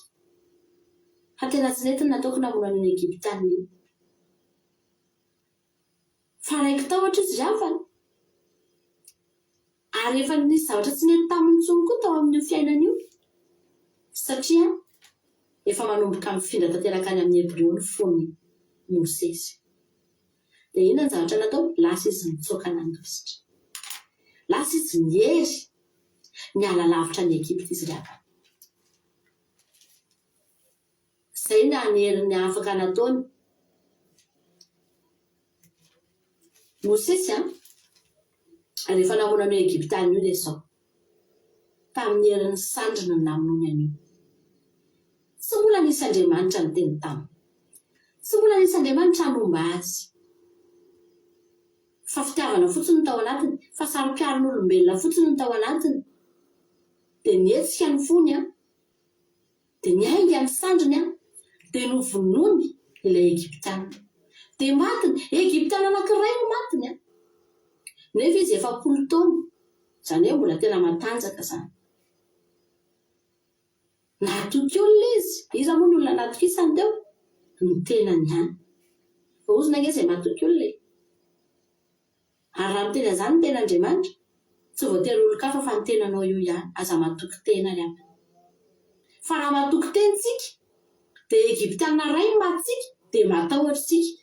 Dia maninontsika? Mitsoakitsika, mandositra. Matahotra valifatitsika. Na dia malafaty Egyptiana iray azy dia matahotra valifaty ny devoly. Ary zany mahatonga ny olona tsy tafala mihitsy ao Egypta, tsy tafala mihitsy eo ambany vahoan'ny Satana ny afany. Satria mety maharesy zavatra kely anankiray izy androany, fa raha pitso voafatotry ny zavatra maro indray. Tongava ny valifatiny dia voly indray, satria miatehatra amin'ny herin'ny sandriny izy, miatehatra amin'ny nofony izy. Dia lasa Mosesy niala teo, nety tamin'ny Mosesy ny elana teo. Ary io fialan'ny Mosesy nandeha nitsoaka io, nitsoaka ny Egypta io rehefa namalala, io ihany no hitondrany ny zanak'Israely rehefa miverina eo izy. Mosesy zany ohatran'ny hoe mpisava lalana, izy aloha no nitsoaka voalohany, izy aloha nefa nanao an'ilay hetsika voalohany. Ohatran'i Jesosy maty Jesosy dia nitsangana tamin'ny maty izy, dia niakatra ho any an-danitra izy. Dia ohatr'izany koa izay rehetrarehetra maty ka maty eo amin'ny tombo dia hitsangana koa, rehefa ho avy Jesosy dia hitsangana amin'ny maty dia hiakatra ho any an-danitra ihany koa. Fa i Jesosy aloha misava lalana, efa nandeha mialoha. Dia ohatr'izany mihitsy koa Mosesy teto, efa nandeha mialoha Mosesy. Hitan'ny Mosesy zany hoe nitsoaka ny Egypta zany, niala lavitra ny Egypta zany, tao anatin'ny tahotra sororo. Lasa izy nihery nitavany Farao. Rehefa tonga tany alavitra tany izy dia nijanona tany Mosesy, nanorina fiainana, tena hoe niova fiainana vaovao mihitsy, nadinoana mihitsy ny fiainana taloha. Araka ny torotenintsika teto hoe aza misaina ny lasana, mahatsiaro ny lasana misaina ny taloha, fa indro hanao zava-baovao zio. Dia tena nanorina fiainana vaovao nge izao Mosesy zao rehefa nanompo ny drafozana izy, lasa niverina ny andriondry, nefa olona prince kely tany anaty lapa, fa tsy maninona zany. Raha izay no ahafahana miala ao Egypta dia tsy maninona zany rehefa. Dia lasa izy niverina ny andriondry izy, nanao ohatry ny mpiasa kely izy, nanorina fiainana vaovao mihitsy izy, tontolo vaovao mihitsy ny ainany tany. Tsisy nidirany Egypta tsony tany. Fa rehefa tany Mosesy, 4 taona Mosesy rehefa no volavolan'Andriamanitra tany. 4 taona, mahavariana. 4 taona Mosesy no volavolan'Andriamanitra niala ny Egypta, 4 taona koa ny zanak'Israely teny amin'ny tany hevitra izay vao tonga tany amin'ny tany Kanana. Mahavariana zany. Izany ao anatin'ny 4 taona io zany, fiam-potoanan'Andriamanitra mihitsy, ahafahan'Andriamanitra mifankalala amina olona anankiray. Ahafahan'Andriamanitra manome fatokiny olona anankiray, mahafantatra tsara ny olona iny. Izay zany. Dia 4 taona Mosesy tany nikarakarainy tany izy. Niova fiainana, nanadino tanteraka any Egypta, efa tsy nieritreritra zany Egypta zany tsony mihitsy Mosesy. Tsy nieritreritra niverina tany tsony mihitsy Mosesy. Satria saka mieritreritra niverina Mosesy dia mieritreritra Farao, dia matahotra valifaty izy. Dia ozy izy hoe za tsy hiverina any, efa ty ny fiainako. Ravana malala. Tao anatin'ny lapan'ny ainan'ny Mosesy tao dia izao, araka ny teniko anao teo hoe nisy ny zavatra rehetra tao amin'io lapan'ny Egypta io, lapan'ny Farao io. Nisy sakafo natsiro tao, nisy seza fiandrianana nafinaritra tao, nisy fitafiana nafinaritra tao, nisy fanompoana tena nafinaritra tao. Satria zany Mosesy zany dia tena notompoiny zany, tena nikarakaraina manokana mihitsy zany. Fa ny zavatra tsy nisy tao mba fantatrao, inona ny zavatra tsy nisy tao? Tsy nisy feo an'Andriamanitra tao. Nisy fanompo-tsampy tao, nisy dia volony sandratra tao, fa tsy nisy feo an'Andriamanitra tao amin'io trano io. Ka na dia trano farak'izay namira-pilatra azy tamin'izany ny fanjakana Egypta dia fanjakana tena natanjaka rehefa, natanjaka indrindra. Fa tsy nisy feo an'Andriamanitra tao. Dia tsy nilamina Mosesy. Lasa izy niala tao. Rehefa niala tao 4 taona izy, nanomboka teo izy vao nanomboka hiaino an'Andriamanitra amin'izay. Any izy vao haino ny feo an'Andriamanitra amin'izay. Aleloia. rehefa mangetrika ijery eo amin'ny Exodus toko 7:7.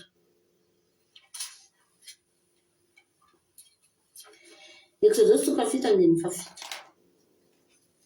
Ny ten'Andriamanitra manao hoe ary rehefa 40 taona Mosesy ary rehefa 40 taona kosa i Arona raha nyteny tamin'ny Farao izy mirahalahy. Olona antitra izany 40 taona indray dia 40 taona indray. Dia eritreretinareo hoe ireo olona efa antitra mangozogozo ireo miverina teo anoloan'ny Farao ireo. Normal be raha nambaniny Farao ireo olona ireo. Satria Farao nijery endrika ivelany. Nijery apparence ange Farao. Dia hoy izy Farao, ianao rehefa 40 taona namono Egyptianina natanjaka be na ianao nitsoaka teto veto. Lasa nge ianao nialy, natahotra taty nge ianao dia lasa nitsoaka. Ko ianao 40 taona avitin'ny nety moa izany Mosesy ianao ty. Ny rahalahinao koa tsy mba olona tanora nalanao fa mbola 40 taona zokinao koa iareo. Inona moa izany no vitanareo reto izy Farao?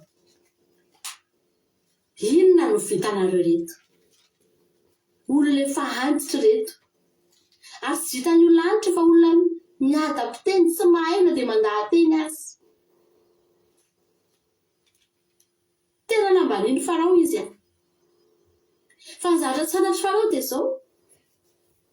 Araka ny teniko anao teo tamin'izy niala teo, netehitra tamin'ny sandriny sy ny nofiny izy. Namonoana ny Egyptianina anankiray iny. Dia lasa izy mitsoaka. Fa hiverina izy. Izy miverina io 40 taona sy 40 taona. Fa efa tsy miantehitra amin'ny sandriny sy ny nofiny intsony izy. Raha mbola izany ny anteherana dia tsisy inona vitan'ny Mosesy sy Arona izany. Inona no vitan'ny olona 40 taona sy 40 taona? Ampiasa sabatra, ampiasa totondry. Tsy misy inona vitan'izany intsony afa-tsy ny miteny sisy. Halleluja. Miteny ino? Miteny izay teny rehetra efa azony tany amin'Andriamanitra. Le zavatra rehetra tsy hitany tao Egypta, hitany tany am-pandehanana tany hafa. Nisehoana roy meme nge Mosesy tany. Novangin'Andriamanitra nge Mosesy. Dia nanomboka niteny tany Andriamanitra. Dia niditra tao anatiny amin'izay iny teny iny. Dia iny amin'izay niaraka tany. Hoy izy Andriamanitra. Eo amin'ny Exodus 2 teo, 7:20.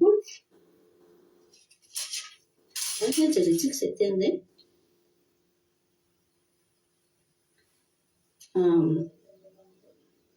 Andino fa izy izy teo. Exodus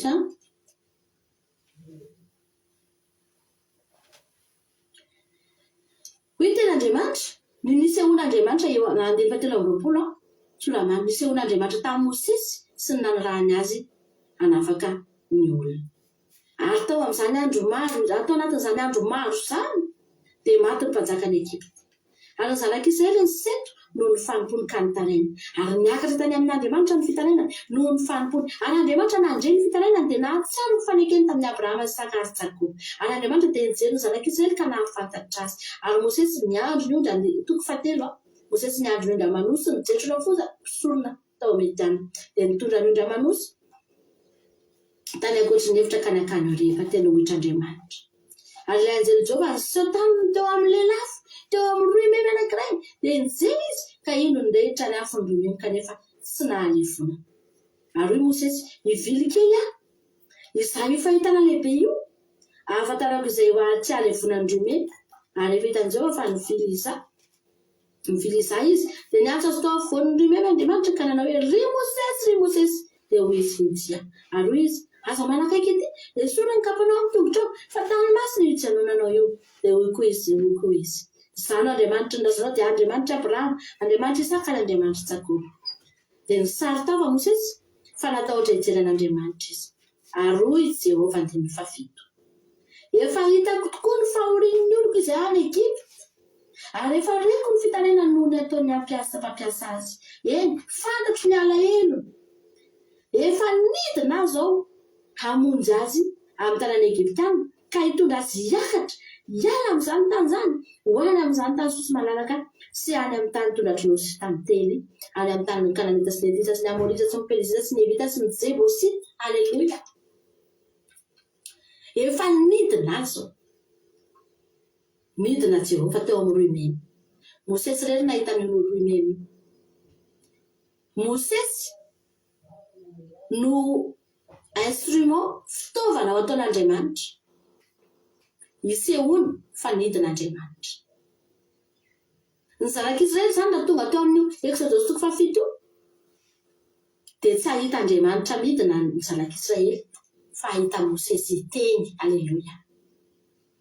Tsy misy hoe iny misy Andriamanitra dia midina amin'ny totona avy any fa ahita Mosesy teny izy manomboka eo. Ny zavatra rehetra izay nitenenina ny Mosesy no teneniny Ndriamana. Ary amin'ny alalan'ny teny amin'izay no ahafahan'Andriamanitra miasa ao anatiny. Tsy amin'ny alalan'ny hery intsony, tsy amin'ny alalan'ny tanjaka intsony. Fa raha izany dia nasena niofana niady Mosesy sy Arona dia na 30 taona izy dia efa nifidiana hiady. Nasena nitatsabatra ohatra andry Davida. Fa tsy amin'ny alalan'ny sabatra ravana. Tsy amin'ny alalan'ny herin'ny tena intsony, fa amin'ny alalan'ny herin'ny teny. Ny zavatra teny amin'ny Mosesy sy Arona dia teny sy tehana. Ampiasaina tao iny ireo handresena firenena anankiray farak'izay matanjaka. Hamoahana firenena anankiray farak'izay tena efa resy reraky ny fiainana tao anatin'ny fanandefosana nandritra ny 3,700 taona eo ambany vahoana firenena anankiray farak'izay matanjaka. Tsy nisy afa-tsy teny sy tehana teo. Tsy nisy afa-tsy ositra sy teny. Haleluia. Teo amin'izy miralary avana malala. Na dia ao Egypta azy. Ao Egypta ravana tsy misy feo an'Andriamanitra. Na mamilapila tataka ny ahoana ny fiainantsika. Be dia be ny olona mety miaina fiainana mahafinaritra ao Egypta. Dia mieritreritra mihitsy hoe milamina ny fiainana. Fa amin'ny fotoana anankiray tsy ampoizina fotsiny dia hikorotana io fiainana io. Ary eo izy voahita fa tsy vita ny herin'ny nofiny sy ny sandriny ka ity fiainana ity. Fa tsy maintsy mila teny ianao. Tsy maintsy mila Andriamanitra amin'ny tenintsika ravana amin'ny fiainantsika. Dia afaka hiankina amin'Andriamanitra isika. Andriamanitra iseho amin'ny Mosesy, iseho amin'ny Arona. Manomboka eo dia olona antitra be no hitan'ny zanak'Israely. Antitra roalahy. Mangozozo roalahy. Fa tsy hijery ny aparansa intsony ny zanak'Israely manomboka eo. Fa hiaino izay lasaindreo antitra ireo. Hiaino izay teny avoakan'ireo. Haleluia. Satria amin'ny alalan'izany no ahafahan'Andriamanitra mamonjy azy. Ravana malala. Tsy vitanao no mandresy Egypta. Raha isika niezaka handresy ny tefolo izany. Raha isika niezaka handresy ito amin'ity fiainana ity, ny fahavalontsika dia miteny aminao singana anankiray raha vitanao koa riana ny handresina anankiray amin'ireo. Singany iray no mety mba ho vitanao. Potony kely anankiray no mety mba ho vitanao. Raha handresy fahavalo ianao. Fa raha miaraka amin'Andriamanitra ianao, miaraka amin'ny feo an'Andriamanitra ianao, dia hoy ny tenin'Andriamanitra, ny Egyptiana izay hitanareo anio, tsy ho hitanareo intsony mandrakizay. Haleluia. Tsy nisy zavatra niasa tao anatin'izany. Tsy nisy hery sy tanjaka niasa tao anatin'izany. Fa herin'ny teny ravana no niasa tao anatin'izany. Raha hiankina amin'Andriamanitra ianao, raha manana fahavalo ianao androany, dia za te hampaina anao. Aza miankina amin'ny herintsandry sy ny herin'ny nofo ravana. Fa miankina amin'ny herin'Andriamanitra. Andaotsika hiaino an'Andriamanitra. Nampianarin'i Mosesy ny zanak'Israely. Mila miala eto isika. Ohatra ny diako ihany no arahanareo. Za zao nandeha nitsoaka tany dia naheno feo an'Andriamanitra nge za tany ry zanak'Israely. zangetany tena nareo ka mba nieritritra hoe maty atany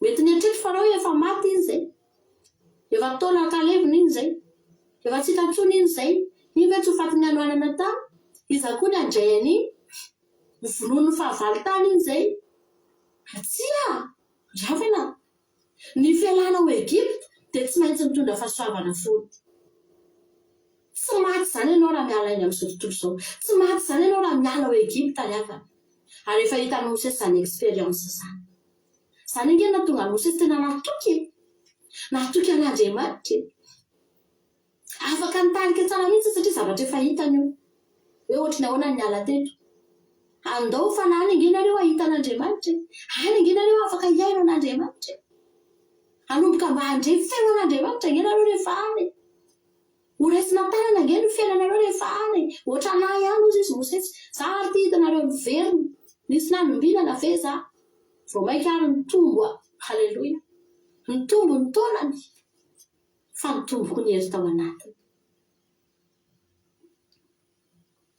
dia lasa Mosesy ny raha an'Andriamanitra namoaka andreo zanak'Israely ireo tao efa andraisan'Andriamanitra lahatra izy fa nampahitan'Andriamanitra azy hoe tsy maty zany ianao raha miala ao tsy maty zany ireo raha miala ao ry Mosesy reseo lahatra ireo hivoaka ao ry Mosesy fa efa hitanao zao hoe nanahoana ianao rehefa niala tao misy fotoan'Andriamanitra tsy maintsy mampiataka anao lavitra Andriamanitra zay ianao vao handre ny feoany ao Egypte ry avana tsy ahafahana maheno feo an'Andriamanitra zany Andriamanitra ny Egyptianina no manjaka sahirana Andriamanitra hiteny ao sahirana Andriamanitra hitondra olona ao sahirana Andriamanitra aneo ny voninahiny ao fa tsy maintsy miala tao aloha fantatra Andriamanitra fa raha mbola mijanonao reo dia mbola handevo foana reo ekena fa nisy zavatra nalavahan'Andriamanitra azy engety tao hoe tany amin'ny tany Gosena engety fa tsy nisy loza nahazo amin'ny mponina ny zanak'Israely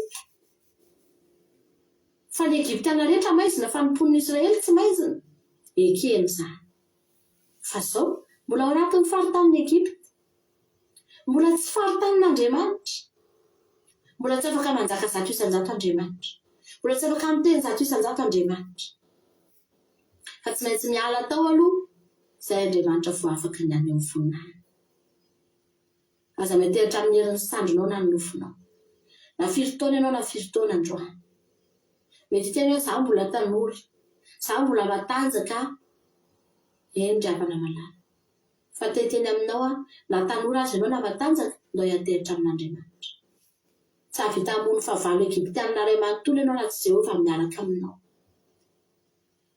amen atao ohatra valifatiny devoly foana ianao raha tsy Jehova ny miaraka aminao halleloia nambaniny Farao ozy mantsy ianao Mosesy tsy arona satria nijery apparence Farao iza koa c'est Jehova nahita ny Arona sy Mosesy izy dia ozy iza koa c'est Jehova satria ireo no mijereny ny fahanteran'ireo mijereny ny fiketrona ny tarehan'ireo no mijereny dia zay nandrefesan'ny Farao azy hoe raha retolona reto aloha nitako tsisy dikan'izany Jehova zany zao ve ny olona irary fa tsy fantany ravana tsy fantany ny herin'ny teny tsy fantany ny herin'ny fahagagana sy nyosotra izay ao anatin'ireo olona reo ianao io tsy ny tenanao tsy ny asa marefo ianao tsika reto marefo malemy tsika reto ry havana tsy manana hery sy tanjaka zany tsika miketrona angetsika reraka angetsika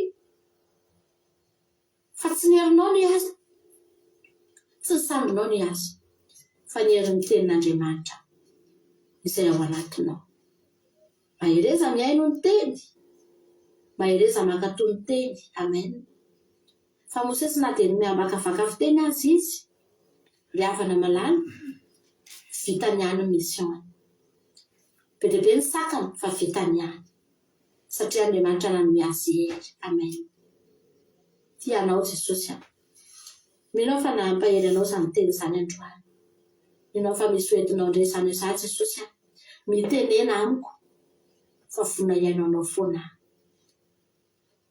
ninona ry havana malala ny tenin'Andriamanitra entsika dia ataovy mavondo any anatintsika any izany. Ny Mosesy tena natao niatra taminy mihitsy, sady miresaka aminy Andriamanitra maneho zavatra aminy. Atsoina anatin'ny tananao eny, nakatahakandonao eny tananao dia natsofoka, dia nivoaka dia boka. Dia atsoina indray hoe dia nivoaka dia nadimo. Tena hoe teo aminy mihitsy aloha ny miaina an'ilay zavatra izy. Teo aminy mihitsy aloha ny aina ilay fahagagana izy, ilay tenin'Andriamanitra izy. Dia avy eo izy nampita tamin'ny olona. Tsy vitanao ny hampita ny zavatra avy amin'Andriamanitra amin'ny olona raha tsy efenao mihitsy aloha ny aina an'ilay izy, nahita an'ilay izy. Misy olona mety mampita tenin'Andriamanitra fotsiny fa n'ilay zavatra toriana tsy ankataviny akory. Tsy mety izany. Fa mialohan'ny toriana ho aman'olona, ianao mihitsy aloha ataovy miaina an'ilay izy ianao. Natsipy Mosesy nge efa nanipy an'iny tehany iny tamin'izy tsy Andriamanitra reriny nihaona. Dia efa natsipy Mosesy ilay tena dia mivadika bibilava. Dia niraisiny dia mivadika tehana indray, izany hoe efa hita Mosesy aloha ilay izy. Halleloia. Namerina fotsiny sisa ny nataony. Rehefa tonga teo anoloan'ny Farao izy, dia ianao koa ohatr'izany, efa iainanao aloha ilay teny. Efa hitanao aloha ilay teny, efa miaritra aminao aloha ilay teny. Dia izay ianao vao mampita an'izany amin'ny manodidina anao. Dia hitanao fa tena handresy ianao. Tsy Egypta amina iray izany ny matinao. Fa tonga dia firenena iray manontolo ny avana. Matinao rehefa miaraka amin'Andriamanitra. Dia tsisy ho hitanao intsony izany. Fahavalo mampahory anao izany. Misy nge olona maharesy fahantrany, fahampijalen'ny aretiny. Misy indray olona maharesy aretina fahampahoren'ny fahantrany. Mba maharesy ihany fa vitsy. Fa ianao amin'ny anaran'i Jesosy, tsy anankiray no fatinao satria miaraka amin'Andriamanitra ianao dia horesinao daholo ny Egyptianina rehetra izay manodidina anao. Tianao Jesosy ianao fanampahiranao izany teny izany dia hivavaka-tsika amin'ity androany ity misaotra an'Andriamanitra ilay. Amin'izany tenin'Andriamanitra izany tenenao izany Jesosy atera ho amiko izany teninao izany fa izaho tsy mety hatramin'ny nofoko Jesosy malala fa hiatehatra aminao aho. Hiaraka aminao aho Jesosy, hiatehatra aminao aho Jesosy manala. Vavaka-tsika. Sotranao izay Jesosy amin'ny teninao sitraka ny amin'ny tenindroany ity ka. Ampianarina indray ianao androany Jesosy malala. Izay tsy hatehatra amin'ny nofonay na ny sandrinay fa hiatehatra aminao izay tsy Andriamanitra. Ampianaro izay Andriamanitra handre ny feo anao. Tena hoe misy fahavangana teo amin'ny Mosesy satria tsisy feo anao Andriamanitra. Fa izay tsy te hiaina amin'izany fahavangana izany. Fa te hiaina amin'ny fahafenoana dia ny teninao izany Andriamanitra. Ampy amin'ny Mosesy rehefa ny tenin'Andriamanitra na tsy nanana lapasoa izy tany ivelany tany. Rehefa niteny tamin'ny Andriamanitra dia faly izy. Nety taminy sambatra izy rehefa nisehon'Andriamanitra. Ianao io tsy voatery manana lapasoa ianao. Tsy voatery miaina ao anaty chateau ianao. Fa alaivo ny tenin'Andriamanitra. Ataovy izay tenenan'Andriamanitra aminao dia ho hitanao izany fahasambarana eo amin'ny fiainanao izany. Ohatranao izay Jesosy malala. Izy anaty fona. Halleluia. Dia makasitraka andrinana mampiona tsika tao anatin'izany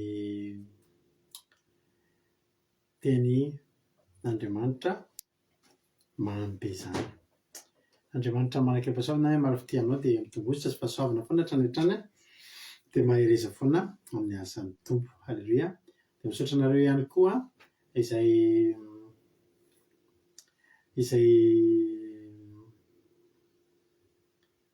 nakasitraka azy nampahery azy. Halleluia. Jesosy marifity anareo ihany koa.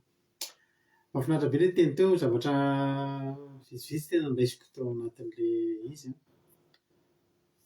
Dia tsy mamelabelarina ndraika fa ataoko fa sady fizarana fahatsapana no famotinana.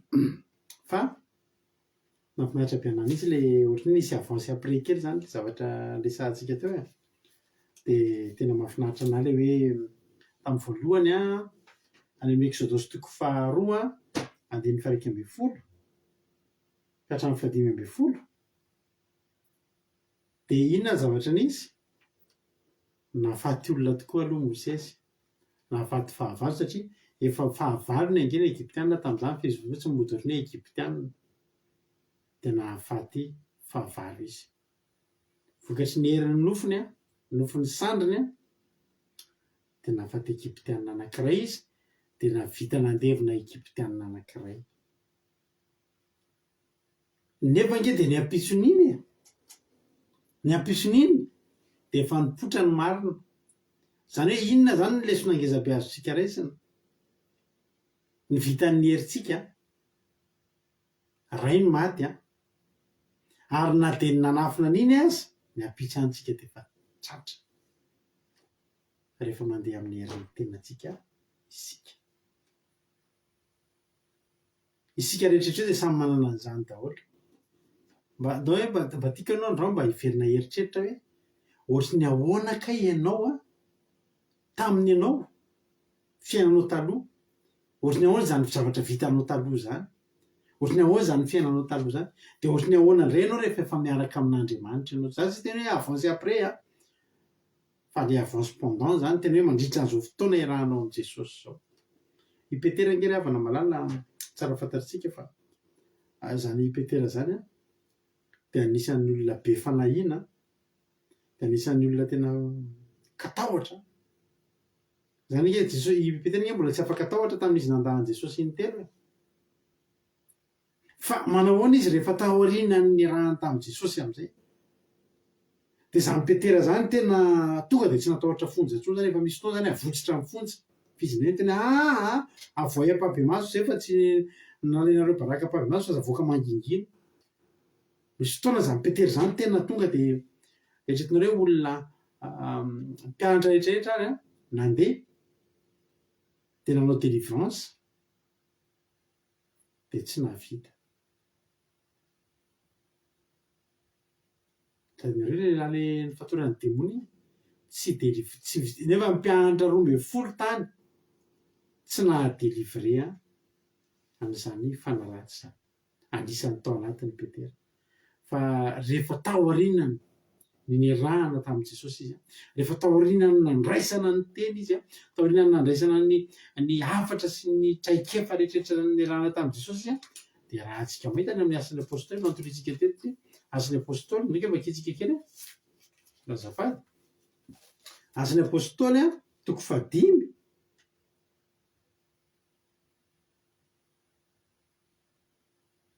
Asan'ny apôstôly a 5:5. Manao na zany Petera hoe tamin'ny voalohany a niaraka amin'ny mpianatra ary izy maromaro mihitsy ry zareo nandeha fa tsy nahatafavoaka demony. Fa manao izy rehefa taty arina, asan'ny apôstôly 5:5.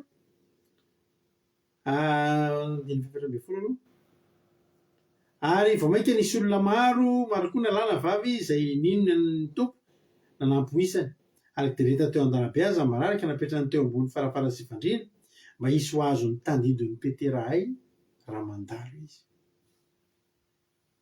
Hitanareo zany hoe olona tsy azo lazaina zany tsy nisy ositra, azo lazaina hoe tsy nisy hery mihitsy na fanaovana asan'Andriamanitra zany, fa rehefa taty arina, alleloia, na ny dia ny aloka ny aza dia manasitrany olona. Azonao atao zany hoe aloka dia manasitrany olona, ositra nge zany ry havana. Alleloia. Dia Petera zafady tompo, tsy Petera fa i Mosesy nafaty fahavalo tokoa Mosesy. Tsy laviny zany, tena nafaty fahavalo ry havana Mosesy fa ray matiny. Ary dia tsy vitany kory mba naleviny any fa tsy vitany no nanafiny. Ary dia zao nitondra problème tamin'ny fiainany, fahafatesana fahavalo anankiray. Problème nge zany ry havana malala. Fantatry Farao lasa mitsoaka, lasa amin'izay namakivaky tany efitra, efa zatra nandeha kalesy sy soavaly, verina mandeha any tany efitra mandeha tongotra, lasa nanao mpanampin'olona mihitsy. Efa fahavalo ray maty. Zany ny olona rehefa mbola mandeha amin'ny herin'ny tena. Isika rehetra dia efa nandeha tamin'izany daholo. Samy manana ny zavatra vitantsika kely daholo tsika taloha. Tsy angeravana re tsika reto marefo e. rehefa mbola tsy miaraka amin'Andriamanitra. Za taloha ijoroko avoloana be fantatariko anareo moa izy ty. Za tamin'ny taloha oriavana zany tahotra matoto sy resaka faty zany. Za io zany tena teneniko anareo mihitsy fa taloha tena mandeha voakala taloha dia mampiray nama manay tsy miara matory amiko miara tsy matory amiko. Fa maninona miandry anah ho tonga izy na am'firy na am'firy satria za rehefa tonga dia miala eo amin'ny arabe aho zany mametraka tômôbila dia somary miakatra elakelan-trano kely miakatra ao tranonay ka ny tranonay hita avy eny amin'ny arabe avy any trano zany dia hita ny arabe dia hita ny eo amin'ny varavarakelin'ny tranonay dia hita ny fitoeran'ny tômôbila. Dia rehefa tonga dia mibipy amin'ny mamanay, mama tonga aho, dia mijanona ny tômôbila dia afantatry mama zareo tonga teo ampiretina daholo ny jiro any an-tokotany dia mitsena anah eo amin'ny tamboho izy mitazana anah satria maniny za matahotra, za tsy matahotra hoe mpanendaka na ohatra zany fa matahotra matontolo za tany surtout za hoe misy hoe havana na olo-patatra namana ohatr'izany maty voaingana zany fa mandritra ny herinandro 2 herinandro tena teneniko matahotra matontolo matahotra faty dia io mandalo fasana io ezany namako misy kozanykeo taloha zay mandeha famadihana dia malaza be zany hoe rehefa hoe matontolo matahotra sigara dia rehefa mandalo fasana dia voka sigara fa ny aho ozy nareo nandeha famadihana zay dia zay ilay kozanky zany mba nanafika famadihana taria lavitra ty dia zay rolara eny amin'izay mody fa sigara anankiroa ny foako amin'ny tanana anankiroa zao tsy maninona hoe matahotra matontolo ny matahotra sigara matontolo dia ny olona sigara fa ny ahy tena sigara roa mihitsy satria tena matahotra be ahy zany dia foako loatra sigara anankiroa sady mandalo an'ilay fasana matahotra matontolo tena tsy azonareo an-tsaina mihitsy zany tahotra zany hoe faty sy maty zany rehefa misy maty zany tena na mijery ny ary tena matahotra za efa lehibe io tena enjana fa zao leloia tamin'izaho mbola tsy nanana an' Jesosy zany zany zao manana an' Jesosy io za ary mpidelivre trano misy matotoa amin'izao nkerana rehefa mba misy trano matotoa zay teneko anareo misy trano zay aty andafy aty idiranay sy mampionona io dia zao io trano io misy matotoa anatiny fa tena misy matotoa ohatra zao za atao mitevy-trano ty dia misokasoka ny varavarana mampionona any amin'ny efitrano ambony ohatra fa iny misy olona main'olona midina ny tohatra ianao any amin'ilay trano zany main'olona midina tohatra dia ohatrany hoe veko fa mampionona dia za zany sady misy zavatra ataoko fa iny fotsiny ilay feona tohatra midina misy olona midina ny tohatra dia reko hoe tsy feo any tongony dia sendra mijery ohatr'izao mahita olona mandalo amin'ilay varavarana misokasoka enjehako hoe kana tsy hita intsony ilay izy miantso anazy izy ianao ady izy any ambony any amin'ilay efitrano zany fa enjany zany fa le izy efa tsy mataitra aminao intsony satria izao ny ady izao ny finoako ry havana malala ny matotoa zao matahotra anahy leloia ny matotoa zao matahotra anahy satria izao tamin'ny voalohany any toko tamin'ny herin'ny tenako fa zao miravaka sy mitafy tenin'Andriamanitra ny tenin'Andriamanitra tsy tatany zakany devoly io ianao io nanana zany ianao taloha leloia taloha ianao io nanana zavatra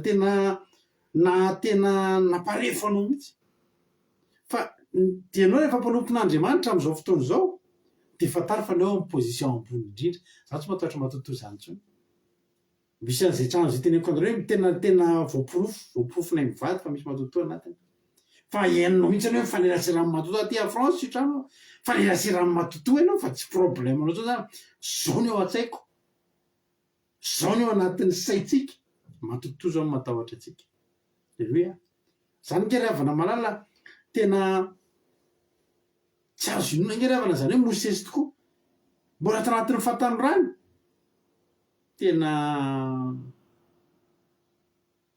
Egyptianina ray matiny nisy fotoana andeha hiverina asiana miverina any amin'izay Mosesy dia mbola natahotra kely izy fa tsy zao reka eo amin'ny Exodosy toko efatra io andiny fa 9 natahotra Mosesy andeha hiverina any normal be misy miandry azy zany ny elanao tany veravana ny enjehan'ny olona dia hiditriditra fotsiny ao nomen'Andriamanitra toky izy aloha vao miaraka amin'Andriamanitra izy zany to dia toky aloha voalohany indrindra mbola tsy miditra any kory izy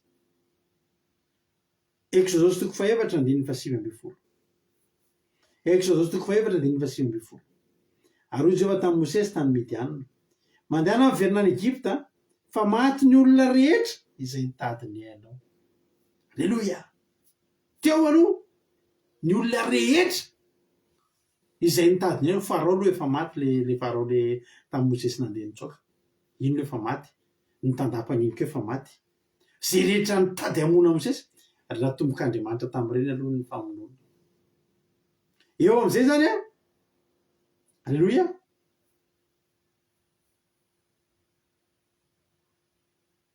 alleloia eo zany a ino moa ny teneniko teo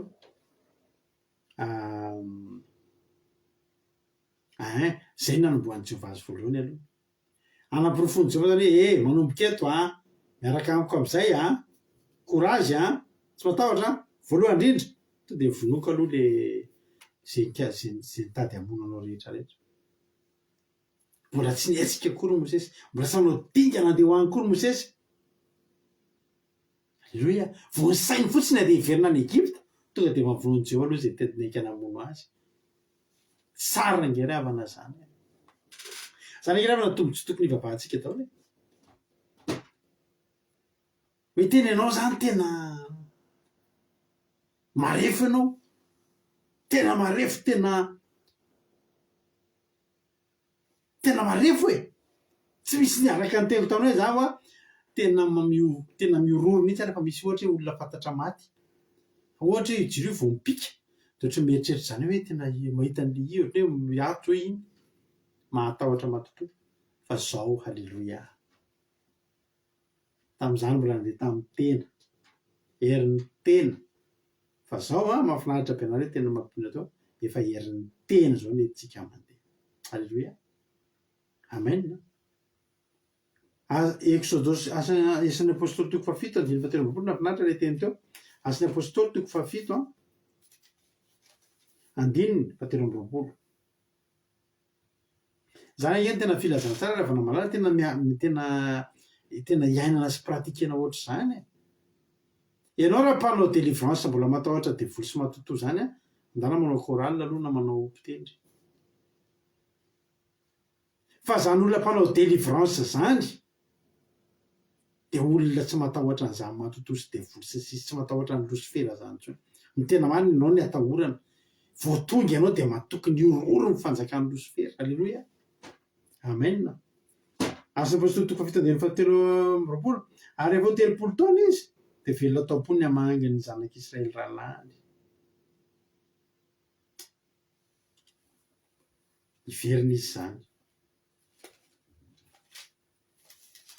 mbola voany sainy fotsiny niverina izay manao fa polofoko aminao fa miaraka amiko ianao ohatra ny le hitanao le amin'le film reny drerererin andeha verina zany drerererin aiza verina any Egypta tonga dia efa maty daholo aloha zay nikasa hamono azy ndikan'izany drano voapirofo fa tsy mandeha rery ianao tena mahavariana mihitsy ngeravana tokoa zany hoe tanora ianao tsy navitin'inona verina avy am'zany rehefa mangozozo aiza olonareo aiza nareo raha iady amin'ny farao tsika tsika tsy maintsy mandresy nefa tena 20 taona tsika tsy maintsy mandresy zaka ntsony le any tazony kely aloha te an'ity fa tsy zakako ny tanako zay averintsika zao tsika tsy maintsy mandresy resitsika farao fa malezo le efa mangozozo fa zao ny tenin'Andriamanitra ngeravany hoy eo bolana toko 10:17 afaka mangozozo ny olona ray noho ny taonany alleloia afaka mangozozo ianao satria efa antitra ianao tsika tsy afaka mandany lalàna ny natiora efa antitra ianao tsy maintsy mangozozo fa raha miaraka amin'i Jehovah ianao bolana toko 10:17 ny marina tsy angozozo mandrakizay alleloia fa raha tsy fanahy tsy onona amin'ny tany tsy mangozozo zany ianao valopolo taona elingery avana efa tena antitra be fa tena iaba mandeha kalesy soavaly fa Eli tonga de dingatava be tonga de songona ny Eli na Usain Bolt ary tsy maharaka ny Eli zany raha ezakazaka satria nahoana satria efa Eli miaraka amin'ny Jehova Eli efa miaraka amin'ny teny io halleloia tiako io teny io tsy amin'ny teny ntsony zany fa amin'ny teny ndray halleloia ahoana izy salamy fahinina amby folo voatolontsika voaingana kely io salamy fahinina amby folo andininy fahavalo izy zany nontony anty ataoko eo anatrehako mandrakariva Jehova fa eo ankavanako izy ka te tsy angozoozo ny taonanao ny problème maniananao efa marefo ianao fa zao halleloia azo chiffre fotsiny ngeo anoloany zéro fa tonga de efa design daholo tonga de efa sy chiffre fotsiny eo anoloany zéro raha mandeha rery de zéro fa voasina chiffre eo alohany de efa chiffre izy design na centaine na millier sy ny sisa halleloia amen ianao raha mandeha rery zéro fa vo eo akaikinao Jehova eo ankavanako Jehova izy le teny ataoko eo anatrehako mandrakariva zao fa eo ankavanako izy de tsy angozoozo ny taonanao ny ohatran'ny mangozoozo fa ianao tsy mangozoozo zany halleloia za rehefa nyteteny amintsika androany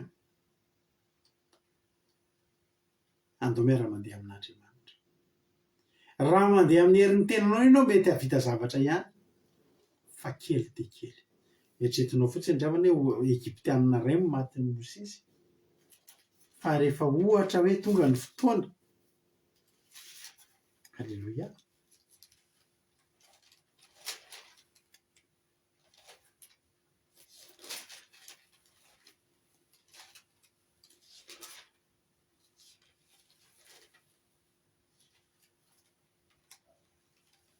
halleluia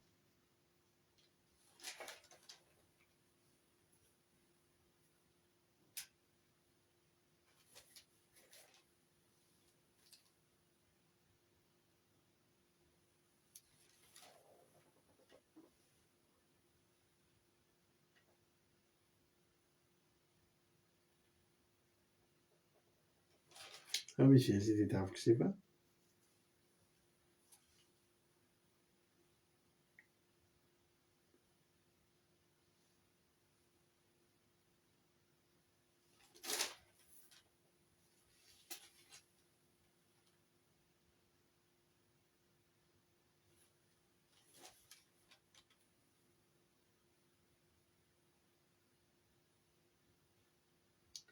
Exode toko fahaefatra amby folo andininy valo amby roapolo ary nikatona ny rano ka nanamina ny kalesy sy ny mpitaingy soavaly ary miaramila amin'ny Farao rehetra izay niditra tao amin'ny ranomasina ny andika zanak'Israely ka tsy nisy niangana na de ray akory ary miaramila rehetra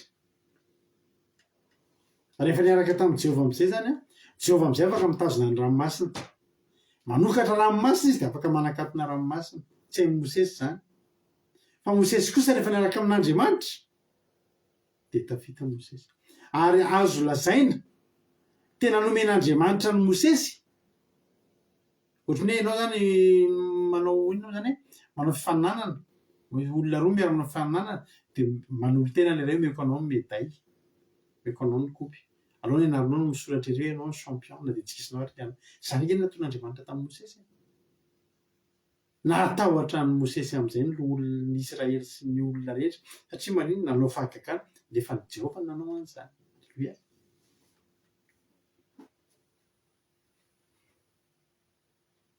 ray matiny tamin'izy mbola nofo fa rehefa ara-panahy am'izay izy ny miaramila ny Farao rehetra hatramin'ny soavaly sy ny kalesy tao de nomenan'ny Mosesy zany fandreseny zany tenen'Andriamanitra hoe ho anao zany fandreseny zany satria ianao ny fahavalon'ireo mivantana de ianao ny ampandreseko aminao halleloia zany ny lovan'ny miaraka amin'ny Jehova zany ny tombotsoan'ny olona miaraka amin'ny Jehova rehefa manao malala halleloia mba hararoty zany fotoana zany aza manderery tsony ianao. Alleloia. Fa ianao io zao mety marefotsy tsy de mahavita nynino mirangy ianao amy Jehovah, miraha amy Jehovah de ho hitanao. Tany hoe misaraka aminy any fa miraha. Hoy Jehovah Andriamanitra, ny Egyptiana zay hitanao anio tsy ho hitanao tsony mandrakizay. Tsisy dikany le matiny tamy voalohany mihoatra amy matiny taty aoriana ry havana malala. Zany ny herin'Andriamanitra. Teteny anao androany hoe ahoana le Exodosy 2:2 le vakiana tao mahafinaritra koa iny 9:7-8.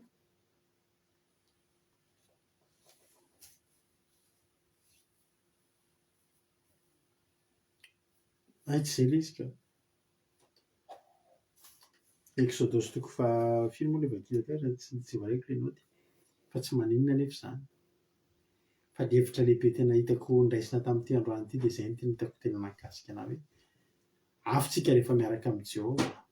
Tsy de misy ninona zany tsika rehefa tsy miaraka amy Jehovah, manderery. Ninona koa eo ampelantananao fa mandehana ngerery.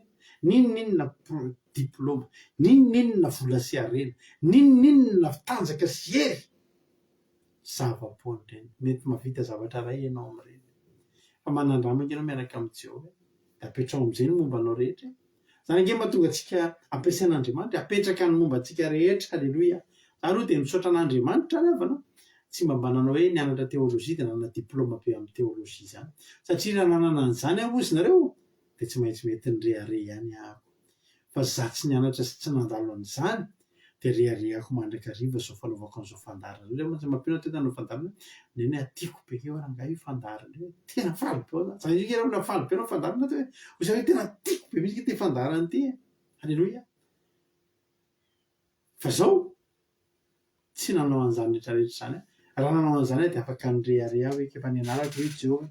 Fa za tena eniko anao talohan'ny vavahako vanomboka niditra tam'izao fivavahana rahantsika zao zahako, zao finoana Jesosy Kristy tompon'ny sabata zao.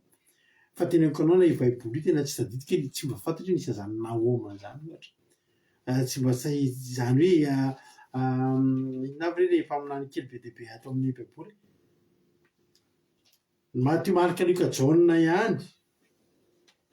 Be asan'ny apôstôly, zany ny haiko tamin'ny Baiboly. Fa rehefa taty aoriana miaraka amin'Andriamanitra, ohatra misy zavatra mazava aminao zany amin'izay na tsy misy manazava anao ary. Halleloia. Meny anao ny tolotsaina, meny anao ny fanamasina mpianatra. Ka zay ny lesontsika androany. Aza mandeha irery tsony.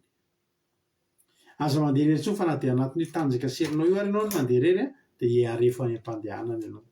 Hiarefo ny am-pandehanana ianao. Fa raha miaraka amin'ny Jehovah tsika efa le reraka farany iny. Fa mifanena amin'ny Jehovah dia manomboka miakatra amin'izay. Manomboka mahery amin'izay. Ary tsy avelan'Andriamanitra raha tsy tonga tobo lehibe araka ny nanaovany an'i Davida dia tonga anatina azy daholo ny rehetra mandrapatonga no tobo lehibe. Andriamanitra ne anaonao ho tobo lehibe. Andriamanitra ne ahalehibe anao, ahalehibe ny anaranao, hitahanao izy dia ombanao hatrany izy amin'ny zavatra izay ataonao. Hotain'ny tompony antsika rehetra. Tapitra ny fandarana. Tonga ny fizarana fahatsapana. Halleloia.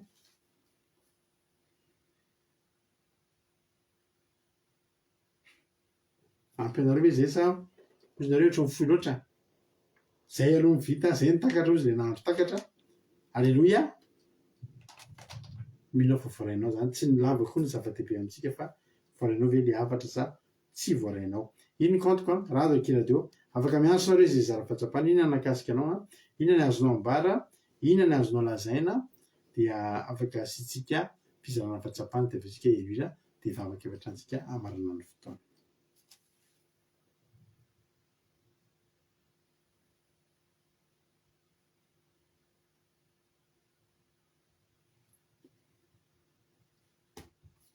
Halleloia. Eo ary fa misy miantso. Halleloia. Mbola sina sary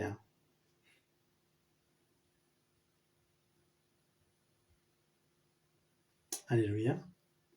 Fa misy sary fa mbola tsy tafiditra. Alleloia. Ka raha efa ao raha vavisika Aimé Rodriguez dia iny moa ny andrasantsika tsy tonga dia betsika azy ny fitenenana Aimé Rodriguez anao ny fitenenana.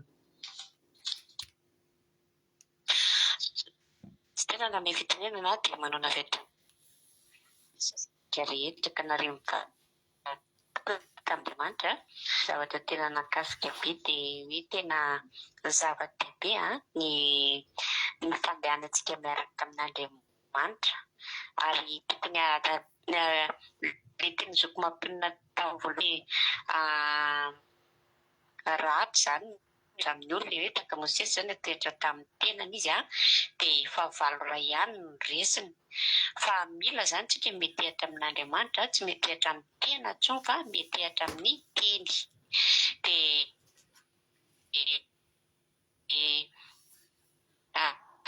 hoe mety mare miaraka zany no fananantsika ny fiarahana amin'Andriamanitra zany indrindrany amin'ny alalan'ny teny dia rehefa jerena tokoa ny fiainantsika taloha mbola tsy niaraka tamintsika mbola tsy niaraka tamin'Andriamanitra dia tena hoe tena mifana be mihitsiny sy hoe mety fahantrana ihany tsika fa rehefa tsy miaraka amin'Andriamanitra dia tsy haresy dia na koa hoe mety maharesiny ihany tsika fa mety tsy haresiny fahantrana indritareny zany dia amin'ny alalan'ny fiarahana indrindra amin'ny alalan'ny dia afaka mandresy fahavalo lehibe goavana maro dia be pastera dia mankasitraka indrindra Jesosy. Amen. Alleloia. Mankasitraka indrindra anao Rampavy Rodriguez tamin'ny fizarana fahatsapana mahbe. Andriamanitra manakaipasovinany amaly fitianao dia mitombo ositra mitombo fahasoavana hatrany dia mahereza hatrany amin'ny asan'ny tombo. Misy olona izara fahatsapana manaraka ato asitsika sara hatrany. Alleloia. Alleloia. Raha ohatra ary efa ao raha vavisika Erika dia metsika azy avy hatrany ny fitenenana. Erika, inona ny azonao ambara, inona ny azonao lazaina?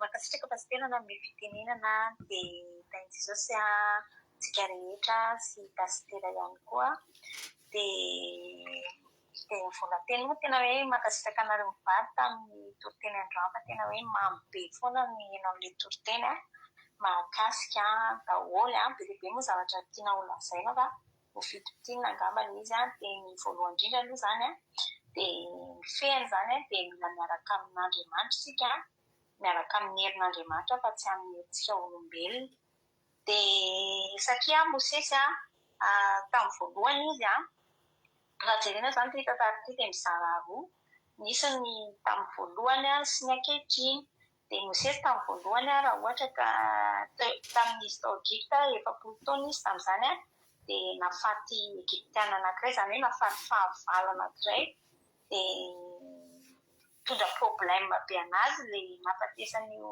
fahavalo io satria nandeha tamin'ny herin'ny tenany izy fa rehefa niverina avy tany niverina indray izy rehefa volavolain'Andriamanitra 7 taona tany rehefa niala tao Egipta zany izy ka volavolain'Andriamanitra 7 taona dia niverina indray izy niverina nakany Egipta dia tamin'izany izy 3 taona efa ohatriny hoe raha jerena amin'ny apparence dia mangozogozo osa tsy mahavita n'inona fa nefa kosa niaraka tamin'ny herin'Andriamanitra dia ny herin'ny teny zany hoe teny zany teto ny tena heriny fa tsy ny sandriny tsy ny nofiny tsy ny fahaizany fa ny herin'ny tenin'Andriamanitra. Iny zany ny tena fitaovana nentin'ny medinany fahavalony dia ny Egiptiana dia isika koa rehefa mbola ao Egipta sika dia tsy mahay ny tenin'Andriamanitra satria ao tsy misy fanatrian'Andriamanitra fa mila miakaka ny ao Egipta sika raha te handreny tenin'Andriamanitra dia ny farany dia ohatra tamin'ny Petera teo ihany koa zao izy tamin'ny voalohany miaraka tamin'ny Jesosy dia mbola tsy nandroga be voly fa rehefa ohatra izy rehefa nialy Jesosy tamin'ny hatsahan'ny fanamasina izy nisosotra tao aminy dia na nialoka ny fotsiny dia nanasitrana ny marary natsangana ny marary malemy dia tsika izany rehefa miaraka amin'Andriamanitra dia tena hoe manana hery lehibe tena hoe supérieur zany tsika rehefa mpanompon'Andriamanitra dia supérieur ny herintsika. Dia mbola maromaro tazana fa tena misy zavatra mbola tiako lazaina manjary makasihatra be fa makasihatra kapasitera tamin'ny famelapelana tena nakasika be dia tsika izany mila mandeha amin'ny herin'ny tenan'Andriamanitra raha te handresy ny fahavalontsika fa Andriamanitra mampandresantsika foana rehefa miaraka amintsika dia mankasitraka indrindra tahiny Jesosy daholo. Alleluia, mankasitraka indrindra anao vavelika tanatin'izay fizarana fahatsapana mamy be izay dia Andriamanitra manaka pasaovana anie malofitianao dia mitongositra sy fahasaovana foana hatrany dia mahireza foana amin'ny asan'ny Tompo. Alleluia. Petra olona hafa manaraka indray ary tsika. Izy indray ary ny olona izara fahatsapana manaraka indao mety tsika fitenena avy hatrany ary lalatojo vinona ny azonao ambara anao ny fitenenana. Jesosy tsika rehetra dia mankasitraka pasterana amin'ny fitenenana. Ny tena nakasika n'andro any ilay hoe ny avant dia ny pendant. Alleluia. Hoe Mosesy taloha sady ny ambakavaka fiteny niezaka nandeha tamin'ny tenany dia ekena nahafaty ray izy ray io matiny satria tanora izy na hery izy sy ny sisa fa rehefa niaraka amin'Andriamanitra indray izy efa osa indray efa antitra 20 taona fa nefa teo indray izy nandresy firenena anankiray mihitsy satria dia Farao sy ny miaramilany rehetra dia maty tao anaty ranomasina izy no nampiasain'Andriamanitra. Alleluia. Nomena amin'ny fahefany dia tena nakasika hoe ray matiny tamin'izy tanora tao anatin'ny heriny niakina amin'ny tenany fa rehefa niakina amin'Andriamanitra na dia antitra indray azy dia firenena anankiray mihitsy ilay izy fahavalo rehetra. Alleluia. Tena nakasika hoe tena mahery miaraka amin'Andriamanitra araka leo abolana teo hoe ny marina tsy angozoza mandrakizay. Dia tena mahakasika anako ilay tantaran'ny Elina ohatra ny mampieritritra marina ahoana marina zany tena nandehalana hoe tongotra ny andakana na resy any abana andeha soavaly sy kalesy tena mahalasa saina foana hoe mba nanahoana marina tena mba tamin'izany tantara zany fa tena tsara zany miaraka amin'Andriamanitra tsara mitoky amin'Andriamanitra. Dia misy ny avant dia misy ny pendant. Alleluia. Ny anahy mba hisy teny kely anankiray ny avant tena hoe rehefa tany am-piangonana rehefa mizara tenin'Andriamanitra dia matory foana dia misy fotoana indray mba tsy matory fa tenenina ny tenan'Andriamanitra jerentsika any amin'ny tsy haiko inona ohatra Ezra tena mba mitady any mitady aiza le Ezra aloha dia inona testamenta vaovao sa taloha inona mitady vita le vaky teny amen zay hoe ay io ka efa mihe le bokyny Ezra rehefa miherana azy amin'izao dia tena meny efa zao. Alleluia. Pendant vao mamaky teny mpitory teny hoe te bokyny tsy haiko Daniel indray ohatra tonga dia miara-mamaky amin'ny mpitory teny. Alleluia. Tonga dia miara-mahita. Alleluia. Dia saorana an'Andriamanitra fa mahafinaritra saorana an'Andriamanitra. Tainy Jesosy daholo. Halleluia. Mankasitraka indrindra anao rahalatojo tanatin'izany fizarana fahatsapana mamy be izay. Tongotra akatoka angamba ny tianao tenenao hoe tongotra biandakana teo tongotra biandakana zany tsy mila fazakazaka hoe tongotra biandakana nareo mety resy lahatra na fa tongotra ny roso tamina zavatra fa le any Elia sy tongotra biandakana fa tongotra katoka. Alleluia. Mahafinaritra le izy tahiny tompo zay mpizara fahatsapana anohitra anankiray mahafinaritra be tsika dia aoriana zay tonga dia hivavaka tsika dia hivavaka ho an'ny firenena sy hamarana ny fotoana. Alleluia. Ny androntsika tery ty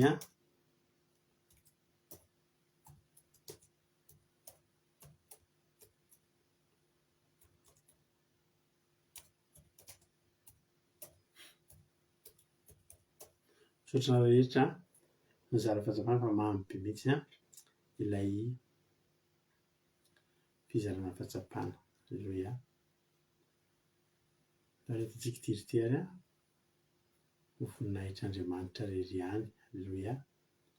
Dia zao tadidio manomboka androany taloha ianao no marefo fa androany ianao efa mpandresy manomboka androany dia tadidio fa mpandresy ianao miaraka amin'ny Jesosy. Miaraka amin'ny Jesosy ianao izy mpandresy dia ihany koa mpandresy. Tahiny Jesosy mila finaritra daholo.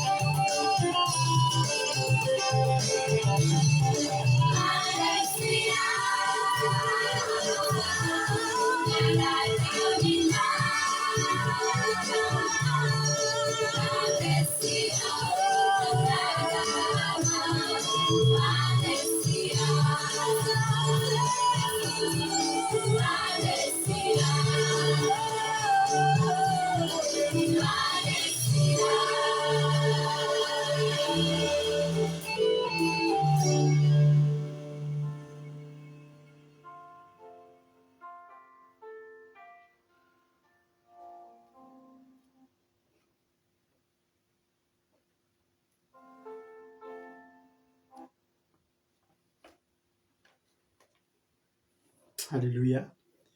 Misaotra anao zay Jesosy manarany amin'ny fitiavanao anay a. Midera sy mankalaza ary manome voninahitra anaranao foana zay satria ianao no nitantana sy nitahanay a avy tanty fotoana ty androany. Tsisy nina vita teto Jesosy raha tsy ianao no nomba, raha tsy ianao no nitantana. Fahasoavana avy aminao a dia tsy tapaka ny fandarana, tsy tapaka ny connexion, tsy tapaka ny Facebook Jesosy malala. Isaorana eny anaranao masina zany ary hideranay anao mandraikariva foana. Dia misaotra ny amin'ny teninao a ary tahio izany teny izany mba tena hoe anirany am-ponay tsirairay avy a, mba tena hoe amoha avy zato hoe ny arivo sy fanapatapenana aty anatinay tsirairay avy Jesosy malala. Aza velanao misy latsaka an-dalana zany, aza velanao misy voatsaingo ny vorona-pihaza zany fa tahio mba tena hoarena latsaka ty anatinay a. Dia hitombo valeur ty anatinay mihitsy zany teninao zany andro aman'alina isan'andro isan'andro ary entinay miakatra any an-danitra zany. Dia misaotra fa raha taloha tokoa zay tsy navita ninina Jesosy a. Zao zay efa miaraka aminao dia niteninao mihitsy milaza manao hoe ny zavatra rehetra nge hainy mino e. Dia misaotra fa nomenao anay zany fahafahana mba hanao ny zavatra rehetra zany. Voninahitra anao hatramin'izay dia mandrakizay a. Dia izany teny izany mba tsy ho verimaina ary jereo zay rehetra tonga teto androany mba mivalim-pity Jesosy zay tonga teto. Misy amin'izy ireo mety miandrandra zavatra, miandrandra valim-bavaka, miandrandra fanasitranana. Dia indrizandriza nandalo teto mivimbina amin'izany fahasoavana sy fitahiana avy aminao zany. Misaotra Jesosy malalo. Halleluia. Amen. Mpanasika vavitsika iama amin'izao fotoana izao zokiama hivavaka amin'ny firenena. Hanao ny fitenena zokiama. Halleluia. Tahin Jesosy Pasteur, tahin Jesosy Lekinaray avy ary hivavaka vahoaka firenena kamarana fotoana. Halleluia. Misaotra Jesosy malala amin'ny fotoananay androany. Misaotra tamin'ny teninao zay tena Jesosy malala mampaherana indray Jesosy. Raha nisy Jesosy mikivikivy teto, raha nisy Jesosy ny mbola tena miorina tsara taminao Jesosy malala ny amin'ny alalan'ny teninao androany zay tena andraisana zava-dehibe tokoa Jesosy ny tena hoe fiorenana aminao a. Andresena ny ratsy rehetra, tena hoe mampatanjaka ny fo, mampatanjaka ny saina zay mety hoe mitanondrika amin'ny ao dao ady-fiainana zao Jesosy dia isaorana ianao zany. Teninao masina zany, isaorana ianao mpanofona mitondra ny teninao androany na tanofona Jesosy a. Tena hoe iorina tsara aminao zay Jesosy a. Ary tena hoe tena hoe ianao no fiainana dia satria tena anofanao fona irehetra zay dia satria raha tena hoe teo aloha dia sasy malalo tamin'ny fiainanay dia mety hoe mivavavavaka fa tsy tena hoe niorina nanday ianao ihany fa tsy tena hoe entina tena hoe tampinoana amin'ny alalan'izany tena androany zany satria tonga finoana ianao ary tena iorina dia sasy malalo ary tena atokana fona rehetra dia satria fiainan'Andriamanitolo dia sasy malalo tena enterana ianao isaorana ianao zany tompo malalo ankehitriny Jesosy malalo tena isaorana ianao ihany koa dia mbola ka velomanay amin'izao fotoana izao na dia betsaka dia satria zavatra miseho amin'izao fiainana izao ankehitriny tompo apetrakananao firenenay tompo betsaka ny misy mpanomponao izany firenena izany Jesosy malalo mbola ao anaty fijaliana mbola ao anatin'ny fiainana zay tena hoe mikasitranao fa Jesosy malalo menao anay ny tena androany tompo malalo entina mibavaka natianao zany firenena izany tompo malalo ianao nefa ilay masonao anenkely firaihaza anatin'izany firenena izany malagasy Jesosy tena iorina fanofonanao afony rehetra Jesosy ametraka tanteraka fiainana ao natianao tompo malalo satria izany Jesosy malalo no ahazoana fiainana zany ny andresena ratsy rehetra zay tena famafao any amin'ny apokalipsy dia tena efa tanteraka daholo Jesosy malalo ny teninao ankehitriny tompo antena hoe aoka izahay dia tena iorina tanteraka aminao ametraka fiainan'Andriamanitolo ao aminao araka izany Jesosy malalo tsiropavonjena sanatianao tompo tena ninona zao ady zao Jesosy malalo tena mbola tsy misy amin'ny fiainana zany hoe fofovasy sy ny karaza zany tompo fa tena menao finoana menao anaty ny fitoniana Jesosy dia zany ihany koa na tena ametrahako tena malagasy anatianao ninona zavatra miseho amin'ny manodidina azy ireo tompo malalo ny firinana ny fiainana ratsy ao amin'ny fianakaviana na inona tompo dia aoka iorina aminao fiainana malagasy Jesosy malalo avy tamin'ny anfonanay hovarinao araka izany teninao zany fanay masinao ane anenky ny tsirairay avy ny fianakavian'Andriamanitolo ka ho alofana mbanelatao izy eo amin'ny ratsy rehetra dia misaotra anao ny amin'ny mpanomponao tsirairay avy mifandimby mitondra amin'ny fotoana rehetra teto atany hoe fisandrasana tompo dia fasiterana melabelatra Jesosy malalo rehefa mampirina mitondra ny teninao ny nanatitra fisandrasana teo mivavaka ho afanomboana rehefa akozinina reo zara-patapana rehetra izay tsirairay avy tonga teto Jesosy malalo dia tsisa velanao bisan-dasina amin'ny teninao androany tompo fa tena iorina tanteraka aminao ary tena apetraka am-pelatananao sy alina mangina tiako sy toromaso zay Jesosy ampangizaka avy aminao Jesosy malalo tena atora filaminana reo izay mbola manosy fiainana andavanandro Jesosy elamelany letra ianao hitantana dian'izy ireo tsirairay avy mivavaka resaka santy Jesosy zany na fiderana ataonao ivoninahitinaranao lehibe amin'ny so tsaray mazitsara izy aleluia